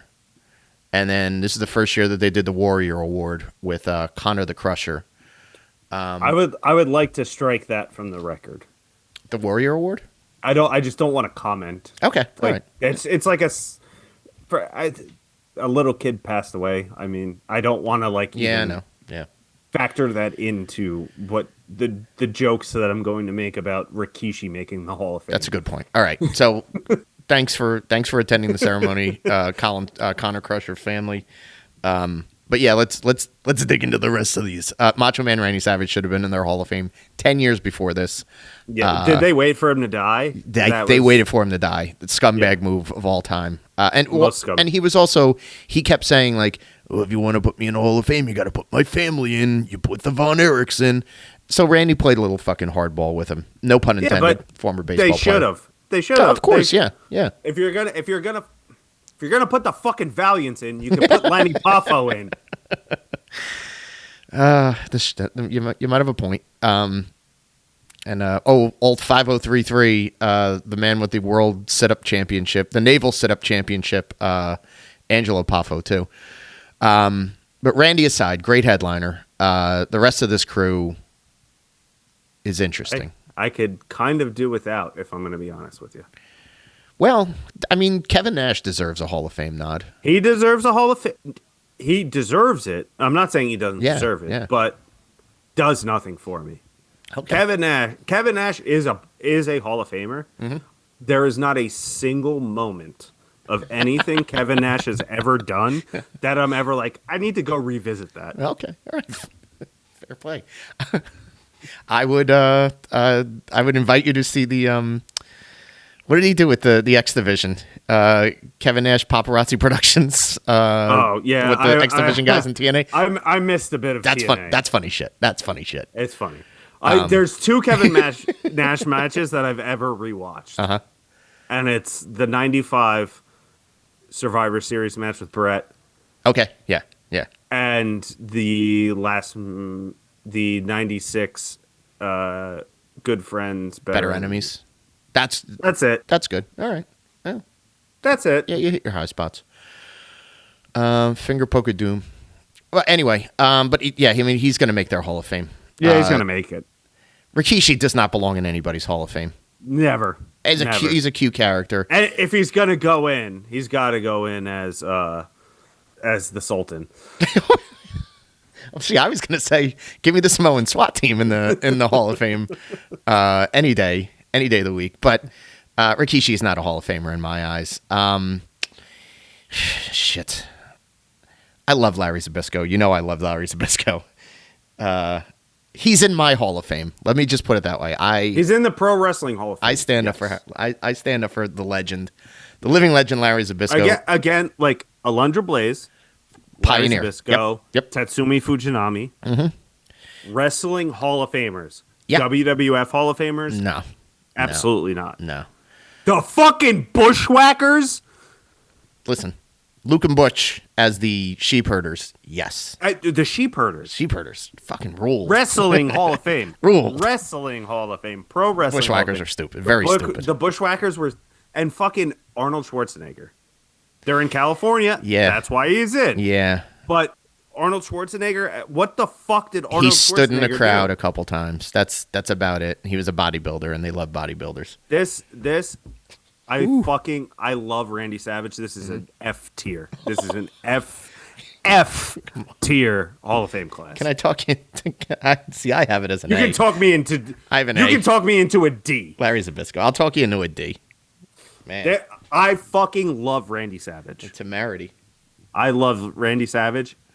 Everyone else on this list can fuck. And again, we are striking the Warrior Award from the record. I am. By the way, if we're including that, I would join you in an A because that young boy deserves all of his merit. Yeah. But shout out to Connor the Crusher. Fuck Rikishi. And fuck the Bushwhackers. Let's go to 2016. 2016, a beefy group of Hall of Fame. This is where we start to see the legacy people, and we'll have to have a debate about the legacy people. We're in Dallas, Texas, the American Airlines Arena. Your headliner in 2016 is a man called Sting, Real Estate Steve himself, Sting. Let me get through all of the, and we're omitting the Warrior Award because Joan London, come on. The Big Boss Man, your favorite wrestler of all time, the Big Boss Man. S tier. The Godfather, favorite of the show.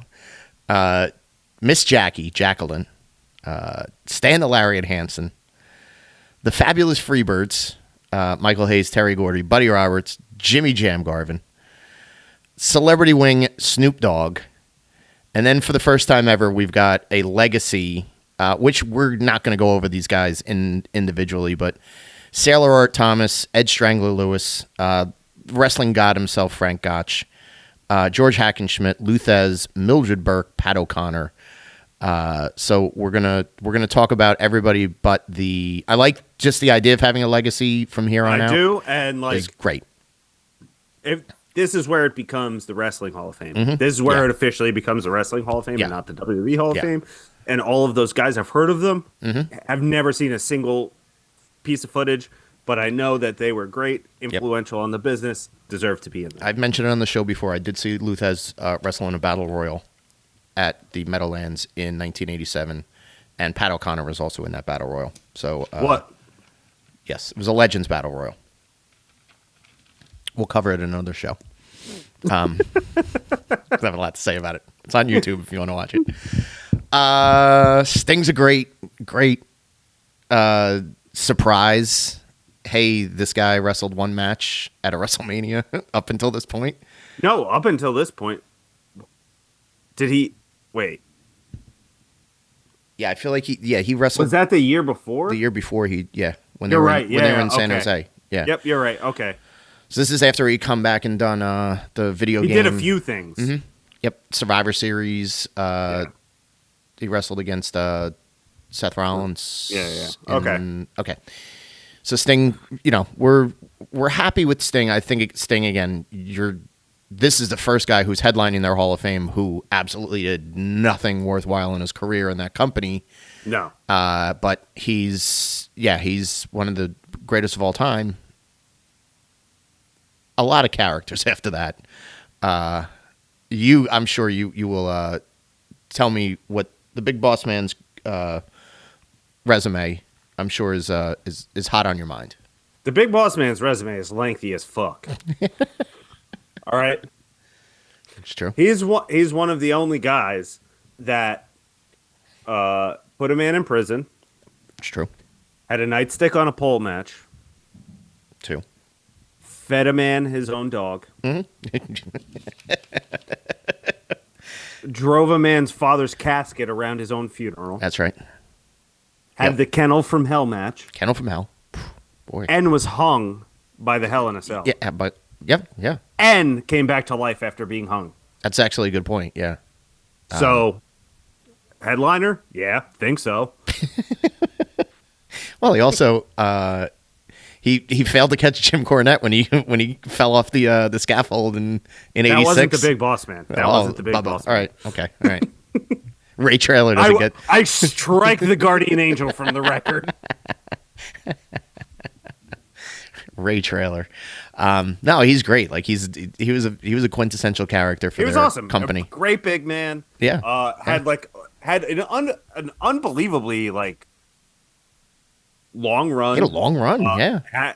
Was a, I would say, a pretty big draw. Great Hogan opponent. Great Hogan opponent. He was at that time probably one of the best Hogan opponents. Yeah, absolutely. Because he was a big guy that was imposing, could move, work, and would fucking bump his ass off. Yep, exactly. And then when he became a babyface, was over as shit. Yep. Boss Man, I fucking love Big Boss Man. Yeah. But yeah, Slick inducting him makes it even better. Yeah. Fucking master of style. It's baby. it just sucks that he had passed away. Yeah. Before he had actually gotten to be there and get the induction. So we're all in on Big Boss Man. Godfather's not a Hall of Famer. No, that guy's not a Hall of Famer. Also, had so many gimmicks, and yeah, seriously, that was the only one that really hit. Although I feel like Papa Shango had legs, but they didn't give it enough time. They waited. They didn't want to do that. They didn't want to do that Shango Taker match that we've talked about. Yeah, disappointment. I would also argue that Jacqueline is not a Hall of Famer. Miss Jackie was fun. She was good. She was fun. A fun women's wrestler. Mm-hmm. Wasn't afraid to dump him out. Yeah, no, she dumped him out on what was that, British pay-per-view? Yeah, but got him out. But I mean, as I would say the third contemporary woman that was inducted into the Hall of Fame, I don't think that. Stan Hansen, great, 100%, great. Stan Hansen's awesome. Awesome. Stan Hansen broke Bruno Sammartino's neck.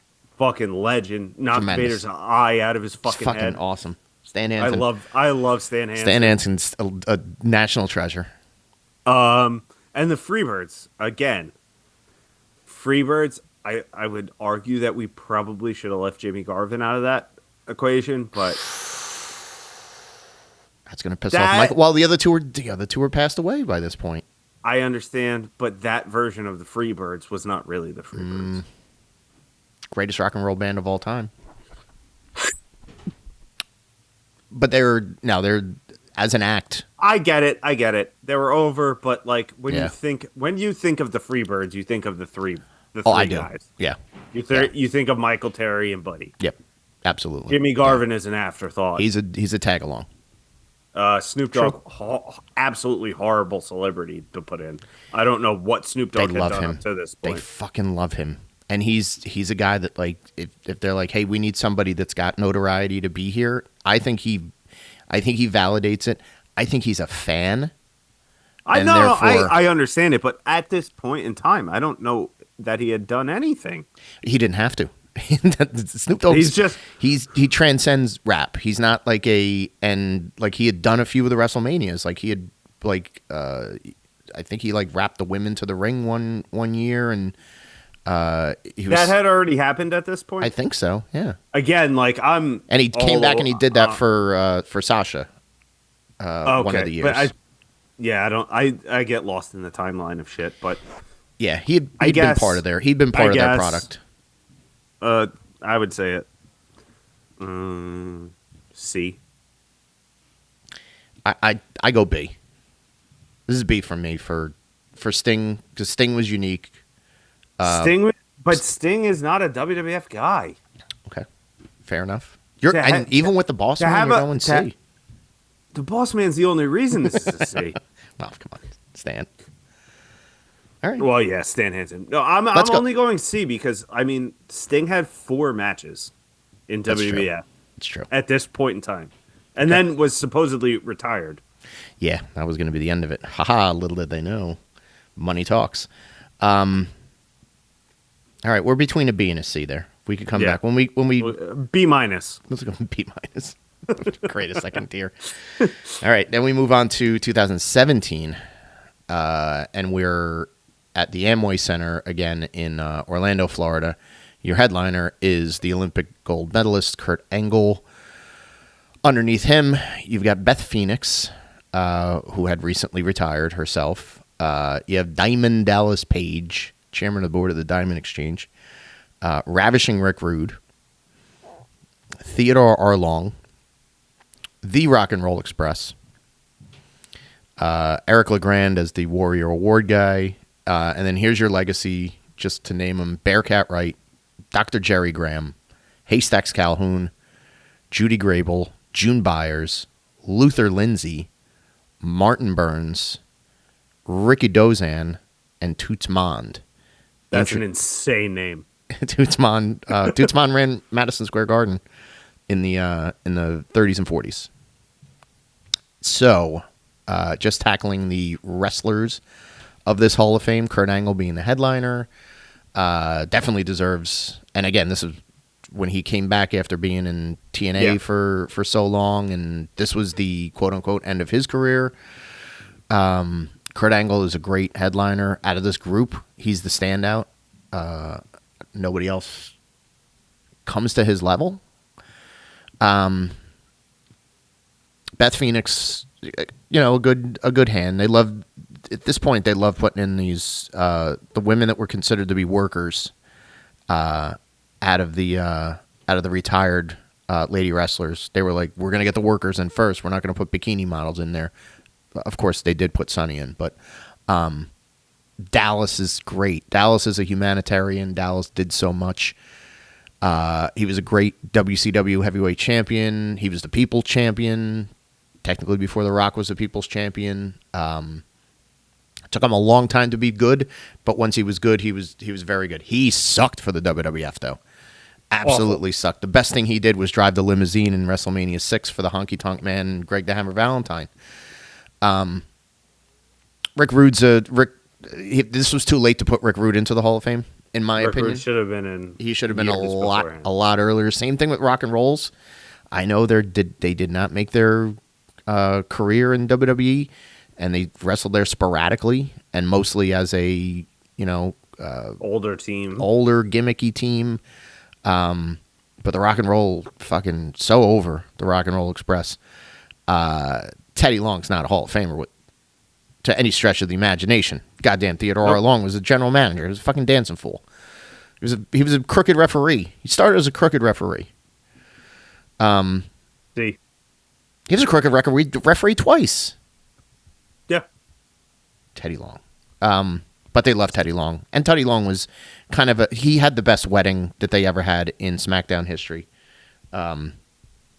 when he got married to Crystal Marshall, who ended up being... No. Holy shit. Watch this. The wedding is fucking out of control. It's so fucking great. The Billy and Chuck wedding's the best. No, wedding. Wrong. Yeah. I'll die on this hill, and we'll have a future episode about wrestling weddings. The Teddy Long wedding in 2007 or 2008, whatever year it was, on SmackDown, it might be one of the greatest segments in SmackDown history. I don't know that I've ever actually seen Holy shit. Drew Hill, the R&B group Drew Hill, I believe it was Drew Hill, sang... Cisco? Yeah. Well, Cisco might not have been part of Drew Hill at this point. But there was an R&B group that sang, and the whole roster was sitting in seats at ringside, swaying their arms to this. It's fucking awesome. Hornswoggle's in it. It's tremendous stuff. Okay. More homework for Tom to go check out the Teddy Long, Crystal Marshall wedding. That's my dark age. Yeah. That's the greatest thing that Teddy Long did in pro wrestling. But what do we think? I like a lot of the names here. I'm going to tell you. I'm big on these names. This is the thing that fucks me up. Is it by calling it the WWE Hall of Fame? Mm-hmm. That's what kind of sways my opinion on some of this stuff. Right. Beth Phoenix had like a 4-year run. Don't consider her a Hall of Famer. Yeah, I don't think so. Like I said, it's DDP had a year, and it was all dog shit. Rick Rude, bona fide Hall of Famer. Kurt Angle, bona fide Hall of Famer. Mm-hmm. Teddy Long doesn't belong in the Hall of Fame. The Rock and Roll Express, one of the best tag teams of all time, had almost no impact on the WWE. Yeah. I'll give this a C. I give it an A. It's an A from me. And this is not like if we're going pro wrestling Hall of Fame, mm-hmm. I'd give it a B. I'd go up to a B because I would say that DDP, Kurt Angle, Rick Rude, and the Rock and Roll Express all have their place, but Teddy Long and Beth Phoenix drag that down significantly to me. All right. I don't think Beth Phoenix even sniffs the Hall of Fame in any sense of the...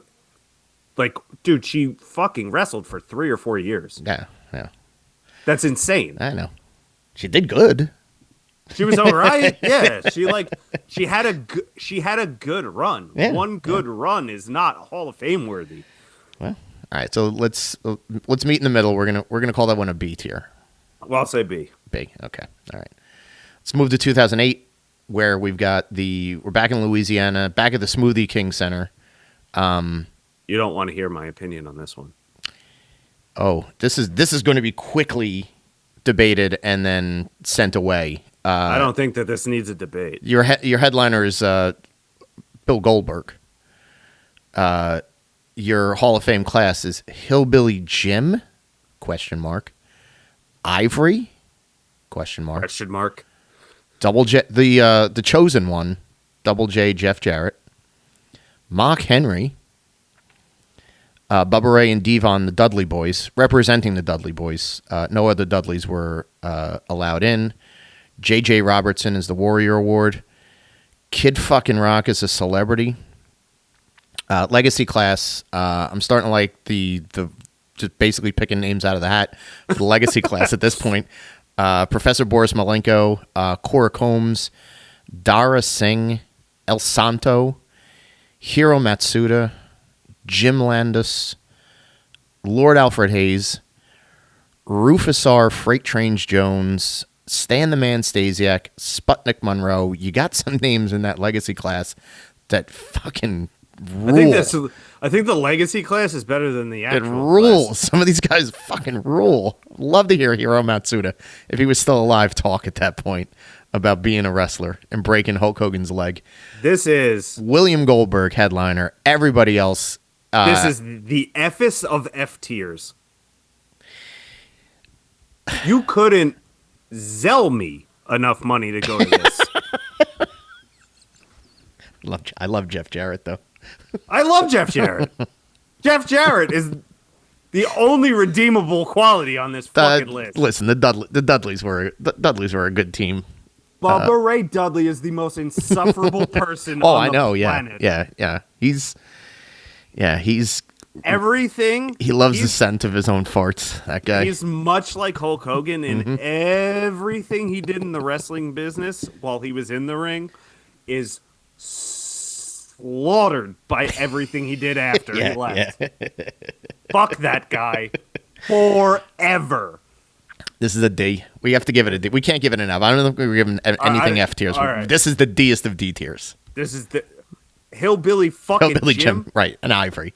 Come on. Kid Rock. Sang on the show twice. He can't make the fucking Rock and Roll Hall of Fame. How's he making any other Hall of Fame? It's true. It's a good point. Yeah, no. Oh, this, by the way, this was, had they started their podcast together, Mark Henry and Bubba Dudley at this point? This is the makings of a shitty podcast, is what this is. I feel bad for Devon, honestly, that he's associated with that hunk of shit. By the way, flowers for El Santo, the greatest Mexican luchador of all time. And I fucking love Lord Alfred Hayes. Being in that group. Yeah, Al Hayes, come on. They should have put, Al Hayes should have been in 20 years ago. When I was a kid, I thought Lord Alfred Hayes was the same guy as the guy from Lifestyles of the Rich and the Famous. Robin Leach and Al Hayes. I thought they were the same person.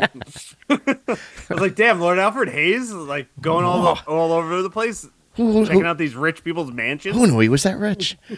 All right, 2019. Get ready for this one. We're in Brooklyn, New York, Barclays Center. This is the first year that they did it in the ring, which I can't say enough about how terrible that looks on television. It does. But, yeah. Trash. But your headliners are D-Generation X, Triple H, Shawn Michaels, Chyna, Road Dogg, Bill Gunn, X-Pac. Your undercard guys are Brutus Beefcake, the Honky Tonk Man, Tori Wilson, ? Harlem Heat, the Hart Foundation, Sue Atchison, who they do say Sue Atchison was like a great person behind the scenes for them. She's the Warrior Award. And then you've got the Legacy. The Legacy is fucking stacked. The Legacy should be the fucking Hall of Fame. Playboy Buddy Rose, Bruiser Brody, Hisashi Shinami, don't know him, Jim Barnett, Joseph Cohen, don't know who the fuck Joseph Cohen is. Me either. Luna Vachon, Primo Carnera, Special Delivery Jones, Professor Toru Tanaka, and Wahoo McDaniel, Chief Wahoo McDaniel. I want to go to the ceremony where they're inducting Bruiser and Wahoo McDaniel and Luna Vachon and Jim Barnett into the same Hall of Fame. That's insane. That's fucking nuts. keep the chairs bolted down. DX as your headliner with the rest of these. Literally, like, I love the groups in this. They make sense. Are great. The individuals are honk. Listen, Honky Tonk Man. I would say Honky Tonk Man is a Hall of Famer. The other two are hilarious. Not. Brutus Beefcake can go fuck himself. Brutus Beefcake's the biggest piece of shit of all time. And Tori Wilson. Come on, Tori Wilson. Listen, just because you're a good-looking woman does not make you a Hall of Famer. You're not even the Hall of Fame of good-looking women. She's not in. Harlem Heat and Hart Foundation, definitely. I even think that they probably should have done the Hart Foundation, like the second generation, the 97 Hart Foundation, and figured out. But it was the thing that held that back. Is because they were doing DX, right? No, it's because they went to Martha and they said because they won't put in. And Martha's like, she won't allow. I refuse to let him be part of that Hall of Fame. And they were like, all right, well, we can't do it with just Brett, Jim, Davey, and Pillman. Yeah, that makes sense. Owens integral, so then it shrunk down to the makes sense. Tag Team Hart Foundation. It makes sense. Yeah. Harlem Heat deserves it. Again, literally not a single WWF match. So right, yeah. Sure. But DX again. Wait till Chyna's dead to put her into the Hall of Fame. Yeah. Cowardly move. Got a bit of a stinko on it, yeah. I'll give this a C. This is a C for me as well. It's a C. Listen, parts of it, like I said, the groups are great. Are great. It's their best legacy Hall of Fame. Best legacy. Up until that point. the worst individuals. The individuals, yeah. I can't stress enough how Tori Wilson. There is not a single second in the history of wrestling in which Brutus Beefcake sniffed a Hall of Famer's fart. Nah. Well, he did. He probably sniffed the Honky Tonk Man's farts, but that's between the two of them. So so 2020, they didn't do the ceremony until 2021 because of COVID. Tropicana Field in St. Petersburg, they did this in the Thunderdome. Your headliners, the headliners were the New World Order, which was Kevin Nash, Hollywood Terry Jean, Scott Hall, and Sean Waltman. Underneath them, JBL, Jushin Thunder Liger. That's okay. The British Bulldog Davey Boy Smith, the Bella Twins, William Shatner, Titus O'Neil gets the Warrior Award, and they must have dumped. Well, I mean, okay. They dumped a clip the year before. The legacy. Listen, there's 3 guys on this legacy team that I would go bananas for. Baron Mikel Leone. No, thank you. Not familiar with you. Brickhouse Brown was a goddamn jobber and never worked in the WWE, and wasn't a headliner literally anywhere. Playboy Gary Hart's one of my favorite managers of all time. Ray the Crippler Stevens should have been in their Hall of Fame 20 years ago. Had a real induction. And then Dr. Death Steve Williams, another guy, they just probably picked his name out of a hat. Let's look at the headliner on this one being the NWO. C. I'm giving this a D. I think, okay, so the reasoning behind C is I think that the NWO is one of the most influential things that's ever happened in wrestling. Mm-hmm. I do also think that it was the ultimate, the booking of that was the ultimate downfall of WCW. Uh-huh. True. It was, it created their highest of highs and was the reason for their lowest of lows. It sunk. It sunk the company. Yeah. I fucking love Jushin Thunder Liger. And the British Bulldog should have been in way before this. Yeah. True. JBL is whatever. The Bella Twins are not. No, they always sucked. They were fucking 2 of the top guys at this time, so that's why they're in the Hall of Fame. Yeah. William Shatner. Come on. Appeared 2 times. I could do without ever hearing William Shatner speak again. Titus O'Neil. Okay. Well, he's a Warrior Award, so we're not gonna. Yeah. You know what? I'll go D. Yeah, it's got to be D. It's D for me. Yeah, I'll go D. It's D for me. That's fine. We don't need Hogan in the Hall of Fame a second time. No. All right, let's move to 2021, which they did the same night in Tampa. Oh my fucking no crowd. God. This is a disaster area. Although there are some bright spots. The headliner is bright spot. The headliner's Kane. That's your headliner. I'll repeat that for the people who didn't hear me. The headliner is Kane. With him, Eric Bischoff. That's hilarious. Molly Holly, national treasure. What a sweet woman, and what a good pro wrestler she was. Rob Van Dam. Rob Van Dam's great. One of the best in-ring guys that they ever had. The Great Khali, an absolute fucking turd. What? I did not know that this happened. Absolute turd. Yeah, right, exactly. Great Khali's in their Hall of Fame. The celebrity wing is Ozzy Osbourne. Love Ozzy Osbourne. I don't know why he's in the Hall of Fame. Warrior Award is some dude named Rich Herring. He probably carried somebody's gear. This legacy Hall of Fame is fucking wild. It's craziness. But because I think they were just name some guy. They pulled somebody aside and said, just name people. And they were someone was watching tape and was just like, oh, that's a Buzz Sawyer versus Dick the Bruiser match. So Buzz Sawyer, Buzz Sawyer is in their legacy Hall of Fame. Dick the Bruiser, Ethel Johnson. Who the fuck? Paul Bosch, who was a great promoter and incredible. I think he was the NWA president for a long time too, and then Pistol Pez Watley, who was literally a job guy in the WWF after he had done some decent work in Mid Atlantic. That legacy group is fucking. This is This is as D as D gets, buddy. I will tell you that Molly Holly and Rob Van Dam are very good in-ring workers. Eric Bischoff should never be anywhere near their Hall of Fame. I don't care how good he was as a GM on their TV show.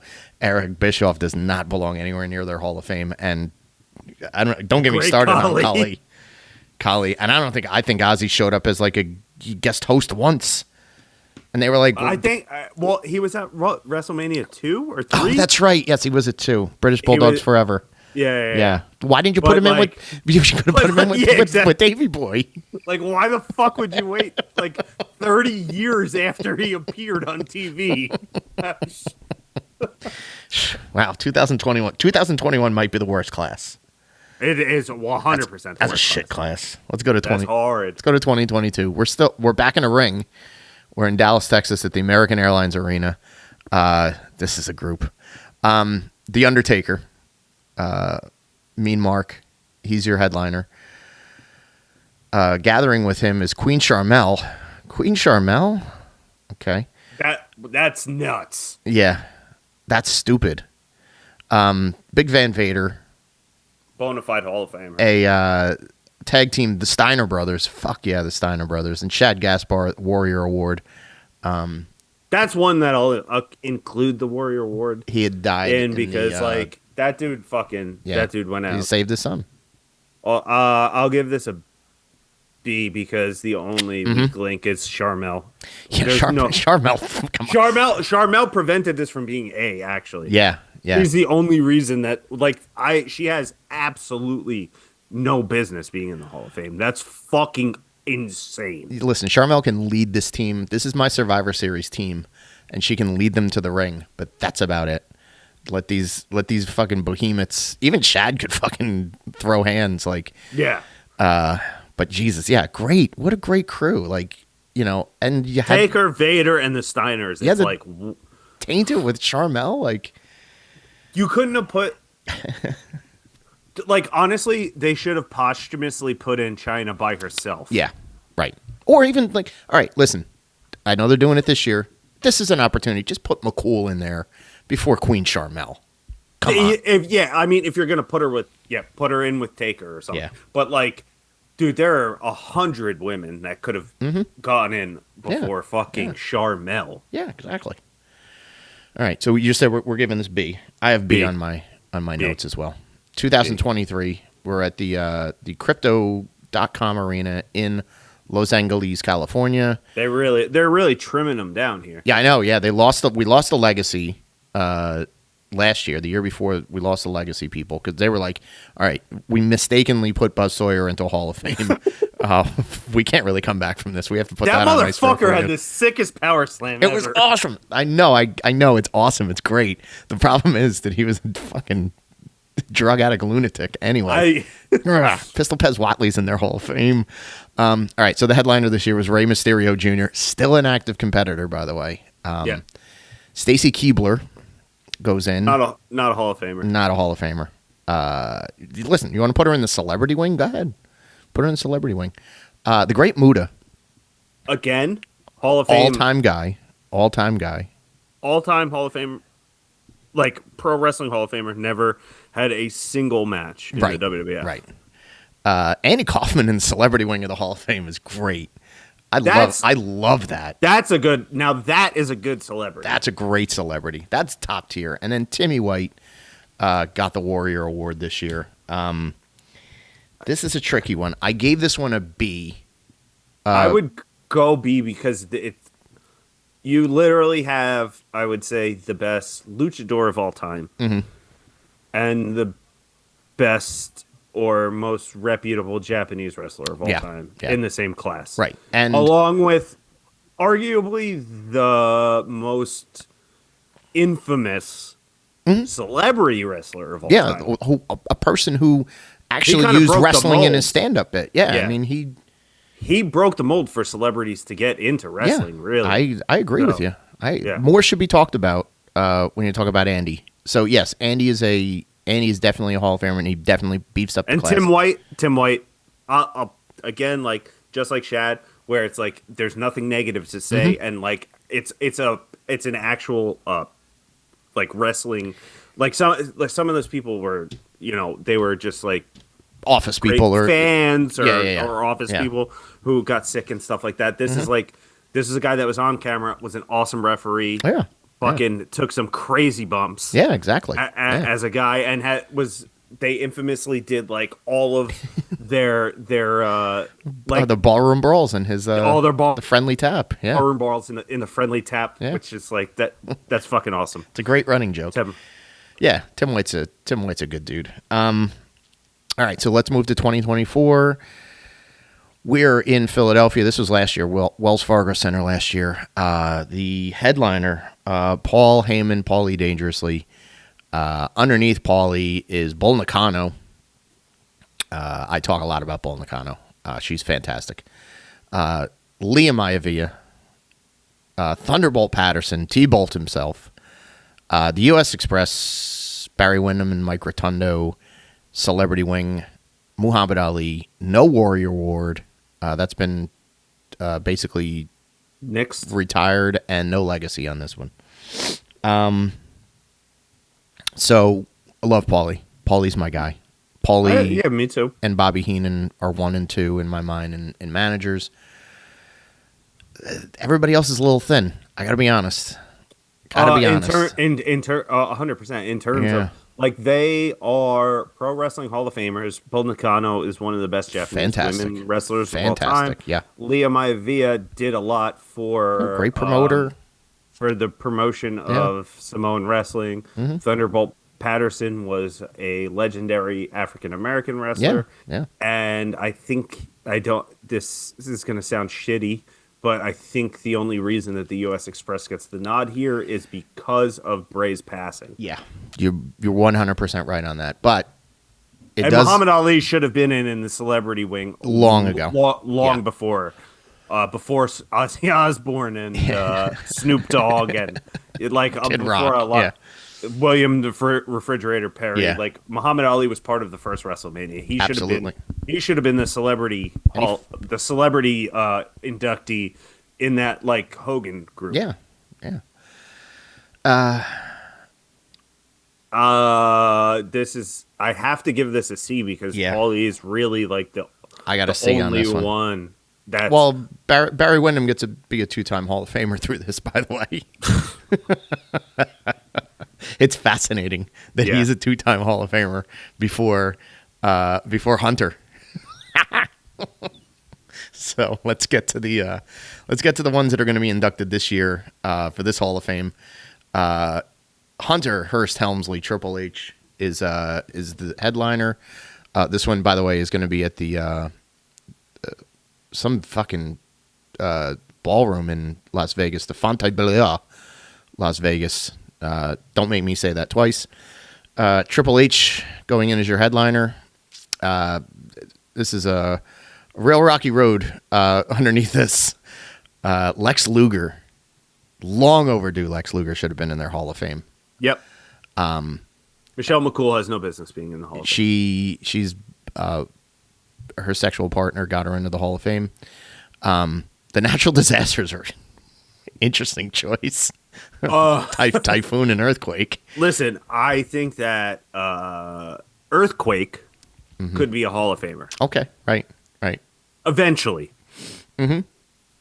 Typhoon. You're not making a case for tugboats or Shockmasters. If this dude doesn't break through a wall and fall face first getting into that ring, he's not doing it right. No. Okay, yeah. So natural disasters is a shaky at best tag team to induct into the Hall of Fame. It's true. I'm not 100% sure why they're doing it. Yeah. I mean, again, you got other tag teams. They haven't inducted the Midnight Express, and I know they haven't inducted Demolition. Yeah, right. You're right. The first time ever we're seeing what they're calling an immortal moment being inducted into the Hall of Fame. The no holds barred, no disqualification submission match from WrestleMania 13. Bret Hart versus Stone Cold Steve Austin with Ken Shamrock as the special guest referee. Very interesting. I don't want to spend too much time on why I think this is silly and it sets a bad precedent. No. But they wanted to do something like this for years, apparently. And now they're like, and it was Hunter's idea to do this for years. And now that Bad Man gone, they can finally turn around and do it. So they're going to induct that match. I wonder why. I wonder how many Hunter matches are going to get inducted in the next few years. Yeah. Oh, Hunter, Sean, they're all Sean Taker, they'll all be there.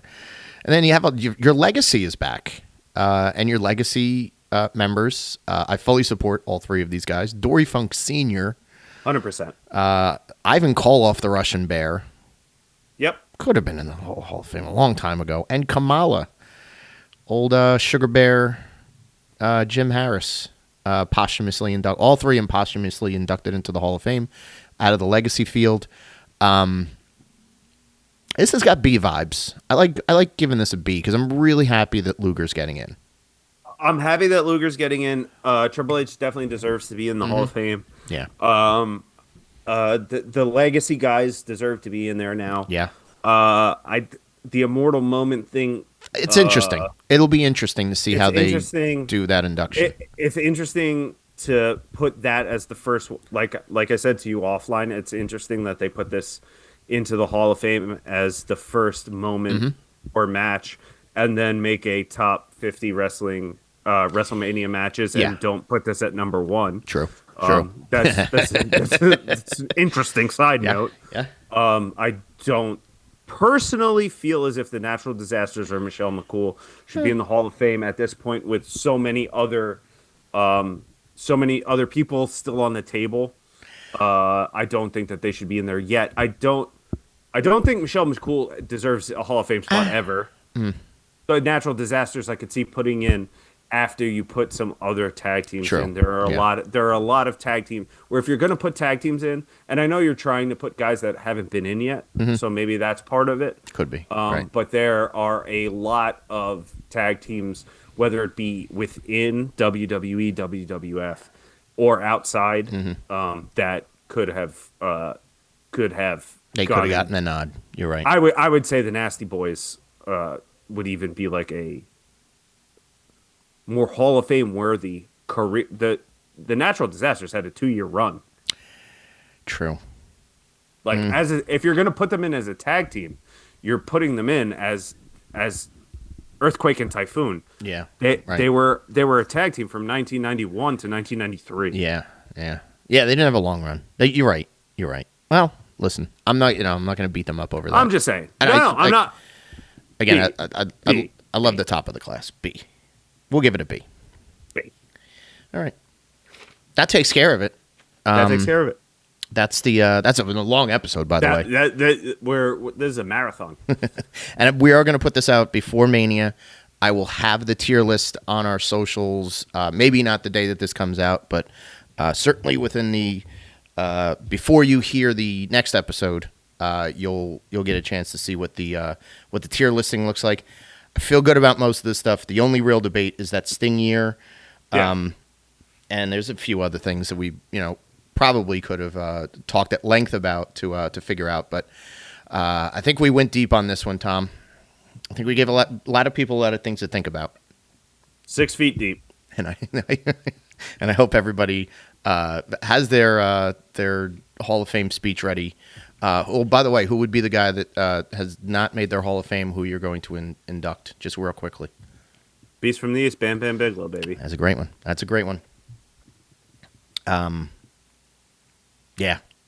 For me, I'm still waiting for Jim Cornette to pass away, and I'll induct the Midnight Express. There we go. That's my guys. All right. This has been a marathon. Thank you for sticking with us on this one. For Tom, this is Mike.